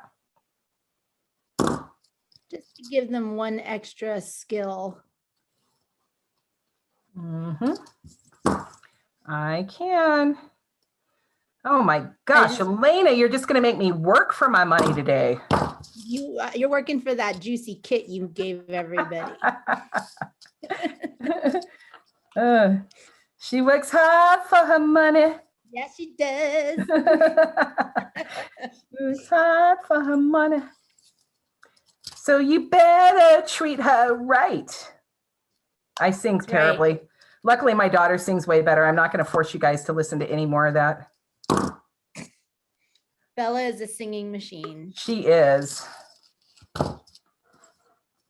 Last night, she was singing so loud when we were going to bed, and my son was playing his video games so loud. He's in college. He needs to go back to college, and COVID needs to be over, so my son goes back to college. I was so happy. Oh, my gosh. I loved having him home, but it's going to be over 1.5 years by the time we get done. And I like the first year that he went to college, my heart was breaking. But I'm telling you, he's in his senior year. Your heart doesn't break by the senior year. By the senior year, you're used to having him out of the house. You're like, wait a minute, what are you doing home? But he's a good boy. I love him. Okay, so this is the same process, right? You want to take that chain, double it up, and you want to put those jump rings at the very end. That's the same thing you want to do. Okay, got it. Now, we want to bring our centerpiece out. This is the one I made, and hopefully you've got holes in it. I think this is dry, but it's still a little on the funky side. So I will show you how to directly wire wrap this piece onto the chain.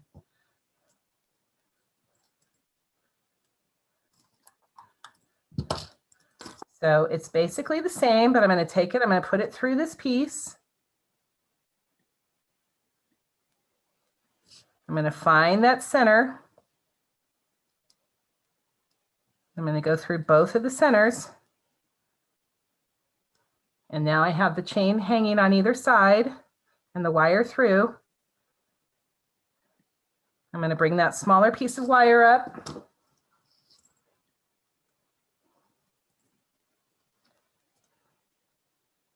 And this time, what I'm going to do, you guys, the difference between this one and the other ones, because this is such a long piece right now, I'm actually going to take this, I'm going to move it down to the very bottom of my round nose pliers, because I want to give that loop the most amount of space that I can, so that when we wear it and we move it around, that we don't put too much stress on the casting that it breaks. Okay, so you want to have a nice long loop there, which means you want to put that piece of wire all the way down to the end.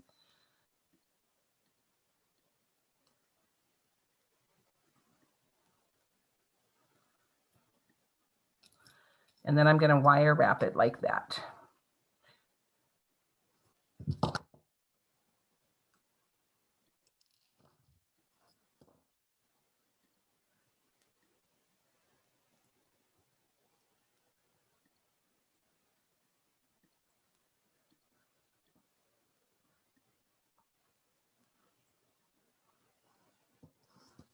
And then I'm going to go ahead and actually, hang on a second. Let me make sure.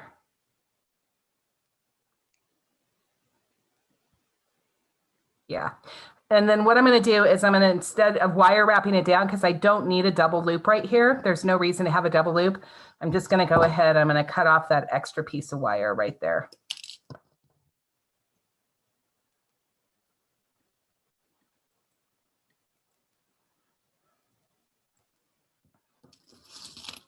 So that piece is directly wire wrapped to the chain. Okay. So I'll do the same thing again. Yeah. Hang on, I'm having a moment. I'm having a moment where I'm trying to figure something out right now. Here's the reason why it's a little tricky for this with these ones, because what happens is if I were going to wire wrap these, if I was going to wire wrap these to the chain, I would have wire wrapped them. I would have wire wrapped them immediately. Does that make sense, Elena? So I would have actually wire wrapped them on the chain. So to wire wrap them right now, after I've already done the wire to them, doesn't make a lot of sense. I would need to jump ring them. But this one I can do. Yeah, that makes sense. Yeah, I but just thought this, maybe you could, maybe yeah. the hearts. Yeah, well, no, the hearts go on the end, but I can do it. That's fine. We did it with the centerpiece, which is fine. And I can do it with this one. So this is good. So I'll show you how to do this here. So I'm going to take this one and I'll wire wrap that right there. So I'm going to take this Can right you here. bring it up close really quick before you do that so they can get a closer look?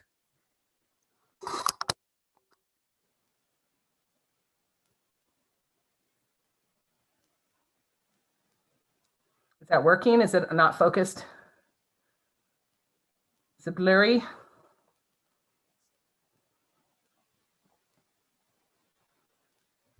Okay.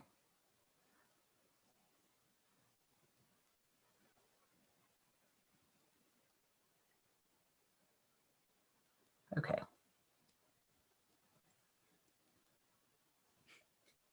Hang on. This is why you have to check it, because it gets all, when you double chain it, it gets wound up on itself. Okay. So let's do this one. So I'll wire wrap this one here. So I've got this piece. Hang on, let me auto focus again. Okay. So I've got this one right here. So I'm going to go up on this one. I'm going to go up 1, 2, 3, 4, 5, 6. I'm going to go about halfway on this one because we're not, maybe even 7. So 6 or 7 on this one. And then what I'm going to do is I'm going to stick that wire. So as if it were a jump ring, but it's not the jump ring, right? It's just going through here. And then I'm going to go ahead and I'm going to fold that up. I'm going to stick it through and I'm going to fold it up and then I'm going to wire wrap it again, put my,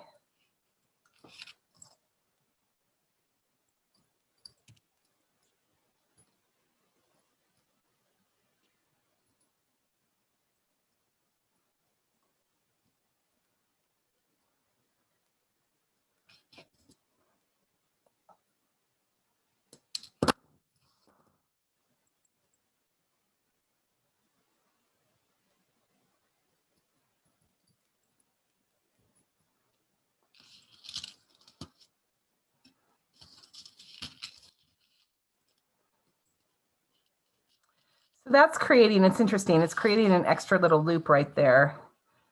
So I do the same thing. I can cut that off again. So I can cut that off thing, or as another little design thing, I could actually take another little charm. I could kind of layer a charm right here, which would be kind of fun. I don't have an extra charm, but I could actually kind of wire wrap 2 charms right next to each other, which would be kind of fun. So I could do that too. So, but I'm not, so I'm just going to go ahead and cut this off. I love the way your brain is working. Like, I'm teaching the class, but I want to design. But there's a piece of wire hanging. Exactly. I'm like, wait, I can cut that wire off, or I could use that wire. I should use that wire to layer, right? Opportunities are knocking. I know, I need to layer it. I need to layer it. So that's basically how you would kind of wire wrap it to it, right? And then make sure you check the pokies so that you have that. So that's kind of the way you would do that with wire wrapping. If you have that extra piece, you can layer it. But I'm going to go ahead and jump ring the rest, because it does take time to wire wrap. So to be moving on. Next, I'm going to take this one and I'm going to do that same 1, 2, 3, 4, 5, 6, 7. Make sure that's about where it should be. 8.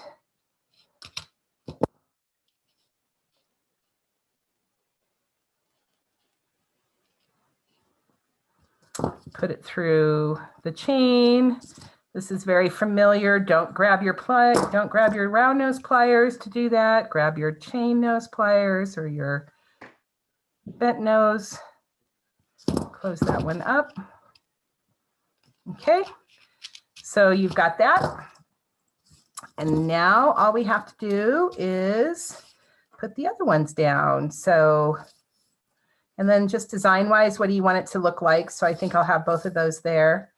And then this one, I'm going to have to wire wrap the bottom again on this one in order to create this dangle through the hole, because with that hole being here and that being there, I don't have a long enough jump ring. So this is one that has to be wire wrapped with that double loop wire wrapping again.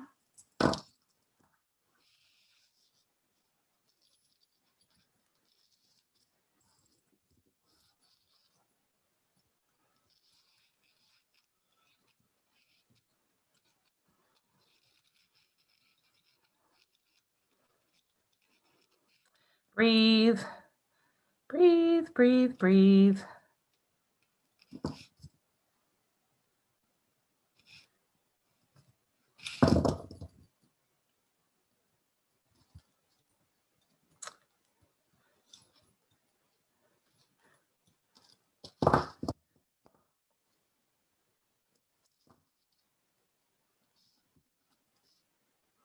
So I'm going to wire wrap this charm to the other charm. So I'm going to put the charm on next. The charm's going to loop through. Is that how you did it on your original? Uh-huh. Or you can jump ring it, but this is wire wrapping it to it.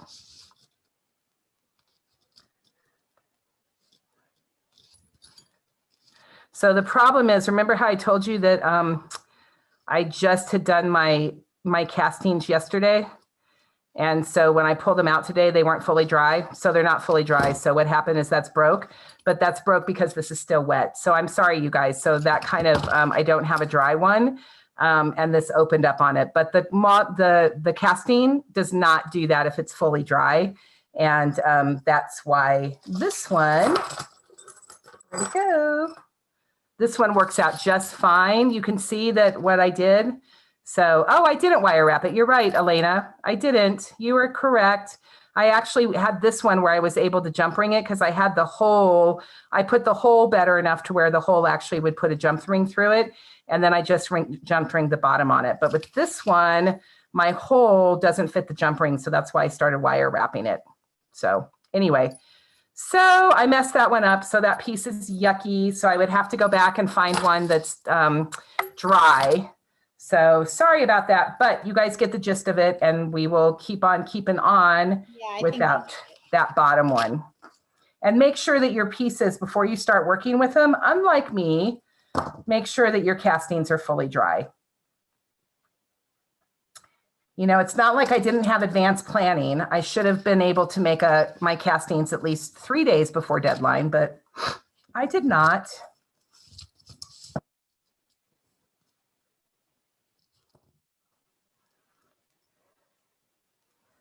Okay. I'm going to open it up though. Just going to move on without that bottom dangle.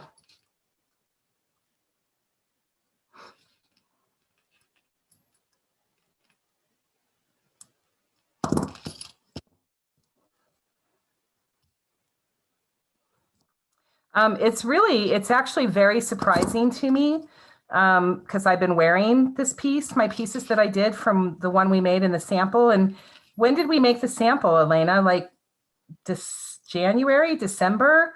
I mean, I've been wearing them and I've been wearing this piece and the casting has held up so well. Yeah. It is not broken, which is amazing. Again, amazing for the material. And the wax. And the wax. Well, the wax is always, I knew that was going to hold up because I've used them forever. I didn't know that the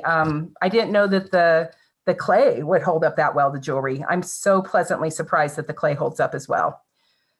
Okay, so now what I'm going to do is I'm going to take the little hearts on the end, the ones where we've got just the little modeling clay here that's glued in, and then we made the loops that way that was in the prep video. So I'm just going to take the hearts and jump ring them there.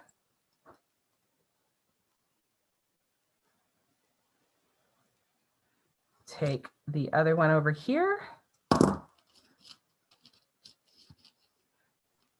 I love how you did a workaround for those hearts with the modeling material. Well, we definitely did that because I didn't, you know, I just, the hearts, because they're curved, they're not easy to punch through, you know, without a drill press. So a drill press is easy on these little curved hearts, but if anybody's using the nail and hammer would have just torn up the hearts, and the even the impress art tool doesn't go over so well because they're curved. So this is what we have to do, is to be able to do it that way. Plus I ended up teaching a jewelry class on that, where normally what I use, instead of using the modeling clay, I use the resin clay because the resin clay sticks into it and I don't have to do an extra glue job. So I love that resin clay, but it also works pretty well with the modeling clay and then just putting it in. So thank you. I will take that compliment. So now what we want to do is we just want to go ahead and add some jump rings at the other end. You can thread the ribbon right through. It's fine, but you know, I made you a ton of jump rings, so use them. Actually, Beadalon made them. I just patinaed them for you because they were gold, gold, gold, gold. Okay. So that's basically the bonus piece. And then it's the same thing again with the ribbon. So I'll use a pretty blue this time. So same process with the ribbon or leather or t-shirt. You can take an old t-shirt, you can cut it up and use a t-shirt material, which is nice and soft and fun, cotton t-shirt. You can use lace, you can use anything that you want at this point. This is just up for your design. You can change the colors of it. You can totally change the look at it depending on what material you add here.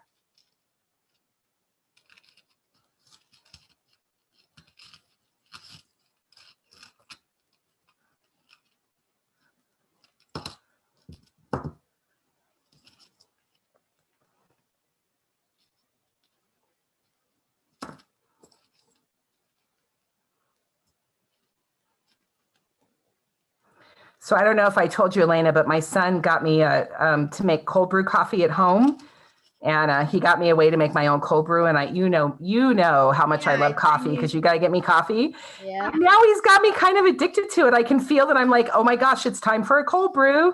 That's actually what Bella was asking was if she could have one, and I'm just like, only if you make me one. So that's funny. Okay, so here's the necklace, and that's the finished one. And if you want to do that last little wire wrap, that's what you would do, would be that very last little wire wrap. but that's basically your bonus necklace. If you don't want to, here's another thing on this one. Because we have the time. So let me just let's just show an alternate. So hang on, here's even an alternate. I'm going to cut this off because I have to cut this off anyway because it's broken. So let's put that behind. So now, since we got the time, this is designing on the fly, people. This is what I'm talking about when you mess something up that you can fix it. So designing on the fly, I'm going to change out the focal in here. So I'm going to open up. I'm going to open this up.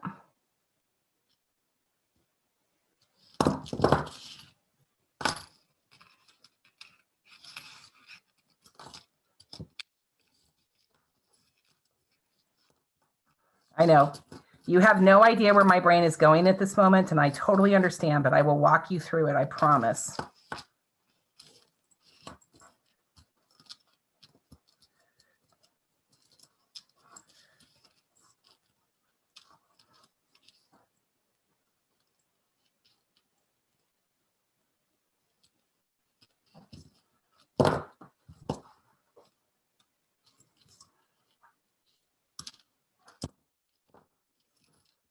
We go.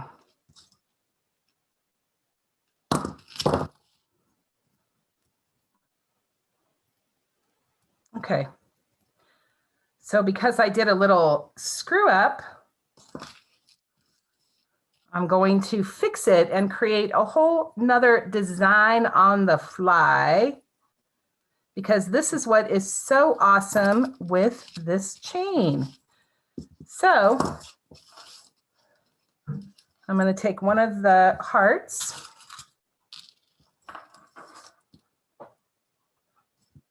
And I'm going to take the jump rings. See, now all those people who took the first class and didn't come back for the second class, aren't they going to be sad? They should have come back because look at what I'm doing. Just going to have to tell them they need to watch it. Yeah.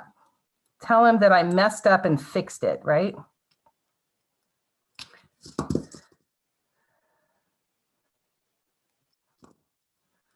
I'm going to jump ring up a wing.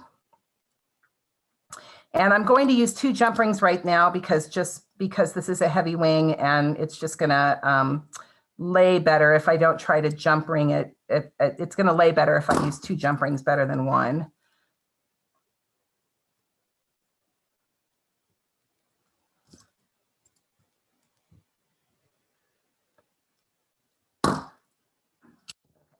I've created that focal. So I'll take the jump ring. I'll take the 2 ends that I just cut in the middle.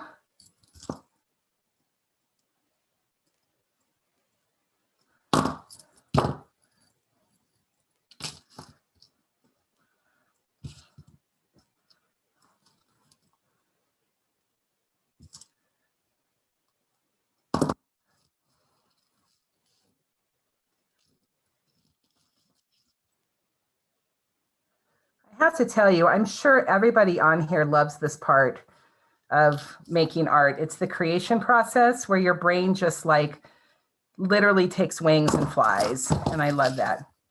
So here we go. So here's another necklace. Okay. Using the pieces and parts. Here's a different design that you have. And then this one, so this one's fun and I'm liking it, but this is one where I will go back. Not today and not on camera, but at some point I think I'm going to go back and then I'll fill it up. I'll start adding more little pieces here and there, and I'll just go ahead and fill this baby up and then just kind of make another piece of it. But because I love the hearts and wings, this one makes me so happy. So anyway, so there is yet another alternative to make a piece. And then, of course, you can do the same thing. You don't even have to add these. You can take what's left of your hearts and wings, and then you can take what's left of your chain. So you can use this up and make multiple pieces.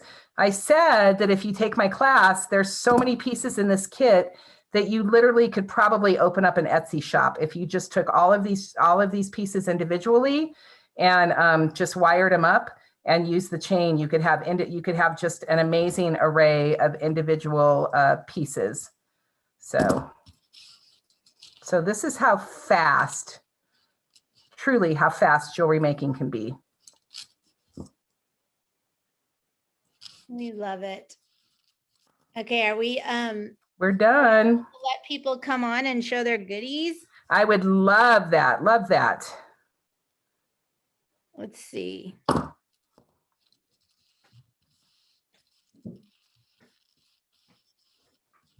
Okay. So if anybody would like to come on and show what they've created, please raise your hand. We'd love to see it.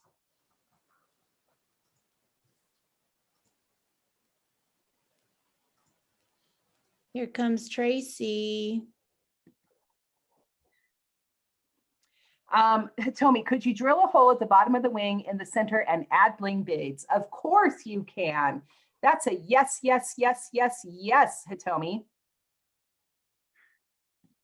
Oh, Okay, Lenine said, can you show that up what you close? created.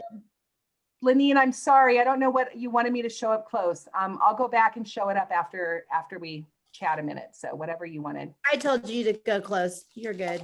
Okay, good. Tracy, what'd you do? Okay. Wow. I had seam binding ribbon that I had colored from all my mixed media. So I used kind of a light tan that I had. Beautiful. I love seam binding ribbon and dyeing it. That is so fun.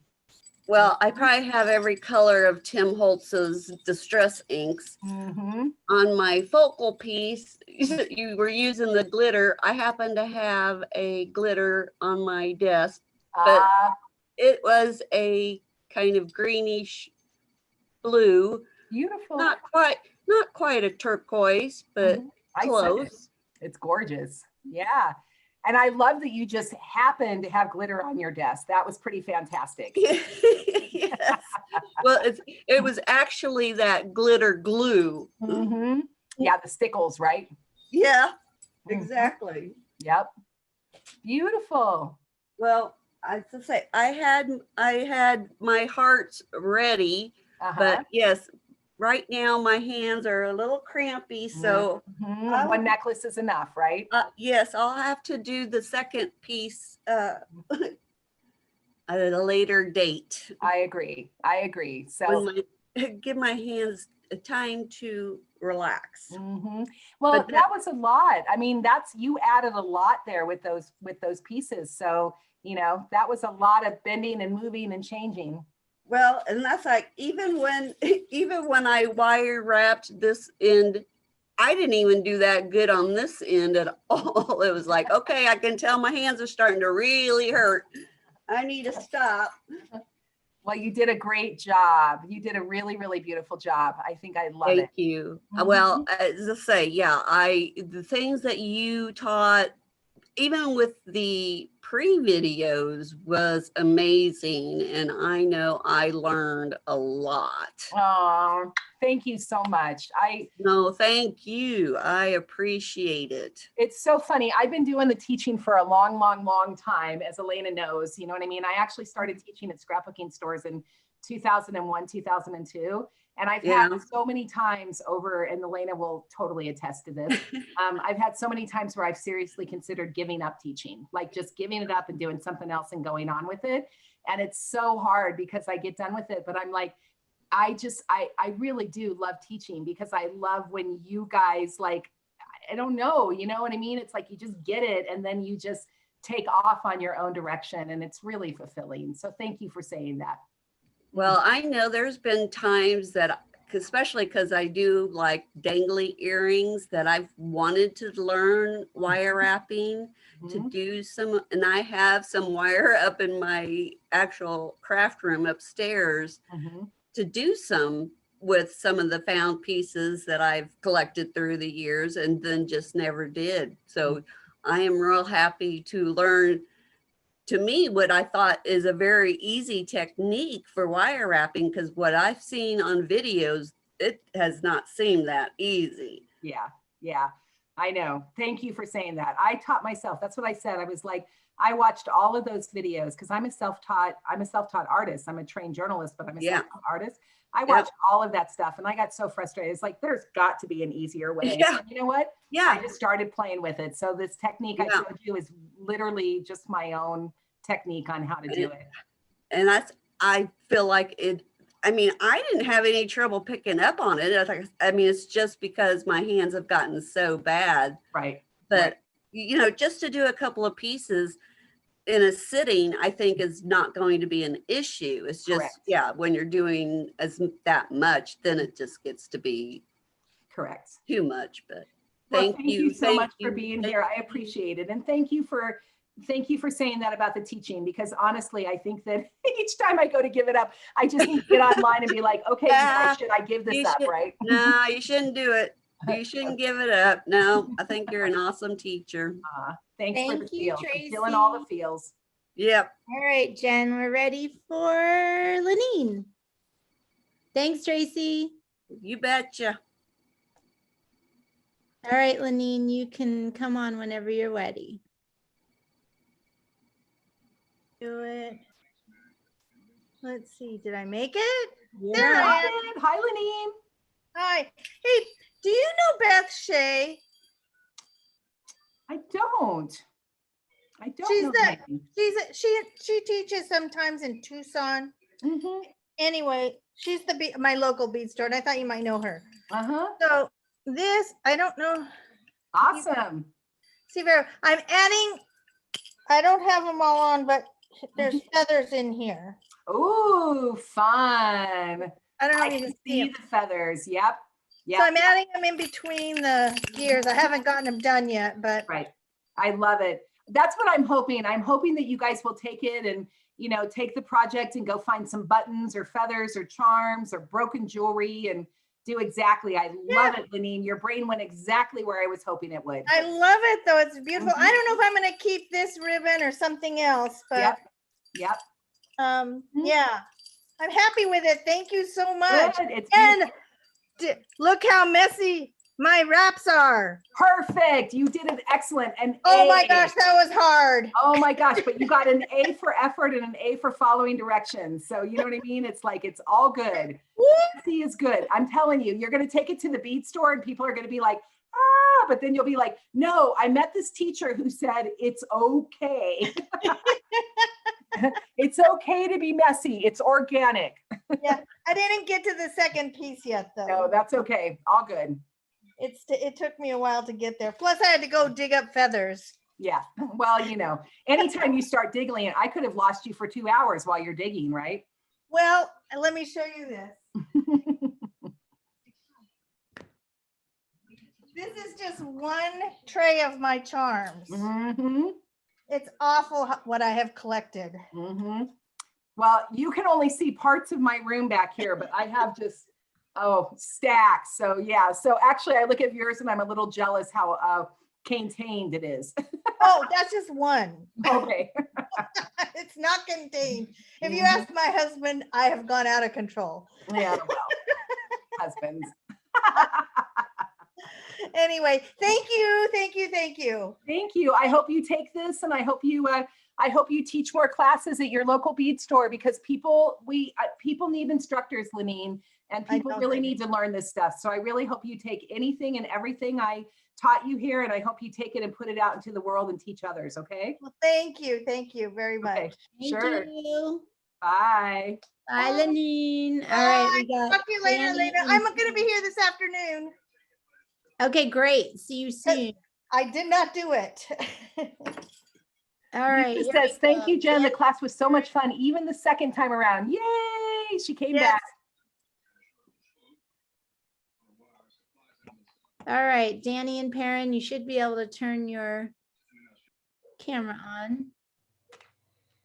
Start video. I hit it. There we go. Haha. We are here. Yay, you guys came back. I'm so excited to see Not you yet. again. So I went for a more straight approach this time. Good. Oh, Let's do nice. this. Let's do this. I can see it. So Oh, nice. Oh, I like that you went down like that. And then, oh, I'm touching the screen as if I can touch it. You know what I mean? It's like very cool. And I love the way you did the attachment in the middle. Yep. Yeah, that give was it a really little bit cool. of separation. That's awesome. You know what? You made that a really kind of very manly piece. I like the way you really took it and changed thank the you. design. And I like the trick with the modeling clay behind there, or Yeah, not modeling clay, the Modeling material. modeling clay. And then I added the modeling paste to put it into place. Yeah. Because then I was able to paint the little edge that was just not quite flat. So it worked out great for this one. Yeah, I know. I'm glad I got smart enough on the second one because I couldn't figure that out on the first one. Well, filled the voids in perfect. And here's You do one? Okay. Oh, Nice. fun. Oh, look at your wire wrapping. You wire wrapped every single piece for the dangles. So that's perfect. Yep. See how well that hangs? So it's like with that wire wrapping there, when you're wearing it, it just like jingles and moves around. It's got great movement to it. Awesome I don't job. know if the glitter's showing up on the centerpiece. Yeah, I can see the glitter. Very cool. Nice and bronzy. Like a That's bronzy the gold Prima glitter. glass glitter. Uh-huh.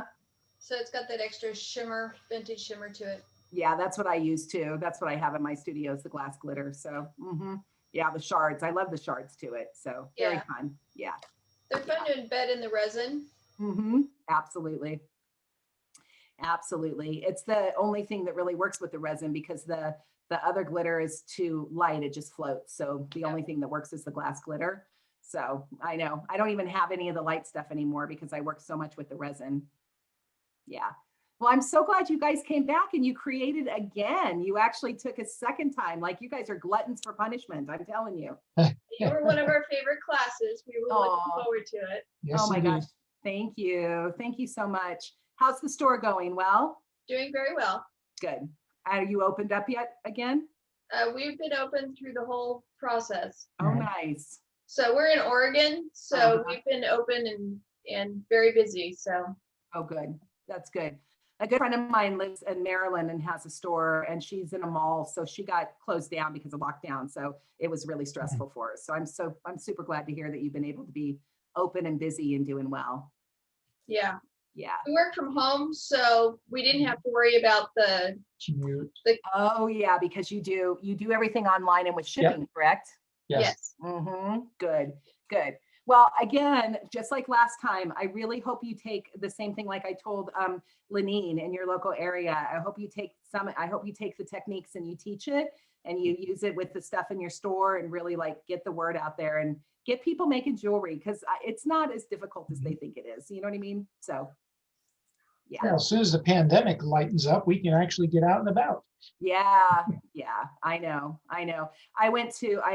We received our second shot. So Tucson got moved, the Gem and Mineral Show got moved to just this last weekend. So we actually got out and there was, hardly any vendors and it wasn't the same at all, but it was nice to actually be out and about. Still wearing our mask, obviously, but out and about and touching beads again. It was like, made me happy. I was like, oh, I get to stand in front of big wings and stuff. So I know it's coming. We'll be there. We'll be there again Real soon. soon. Anyway, well, thank you for showing your projects and for showing up again. I so appreciate you all being here. I really, really do. Well, we really enjoyed your class both times. So Yes. we really appreciate you. Aw, So please come back and teach at Art Venture again. okay. I was telling Elena, I'm like, we're trying to figure out something else we'll figure out the next one. So we'll figure out what to do in next one. And as long as Beat Along keeps helping and other stuff, we'll be good. So, Excellent. okay. guys. Mwah. Big hugs and kisses. Take care, you guys. Thank See you. you soon.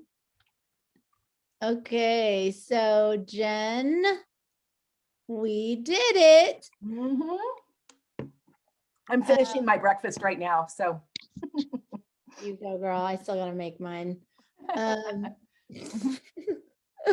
This was Did anybody great. else have any questions or anything? I know I know the one lady was working, so I don't think she got to ask her question about the molding putty, but Alessandra, if you just send me an email, jencushmanart@gmail.com, if you're watching this on a replay, or if any of you guys have any questions, you can just email me at jencushmanart@gmail.com and I'll answer the question for you, okay?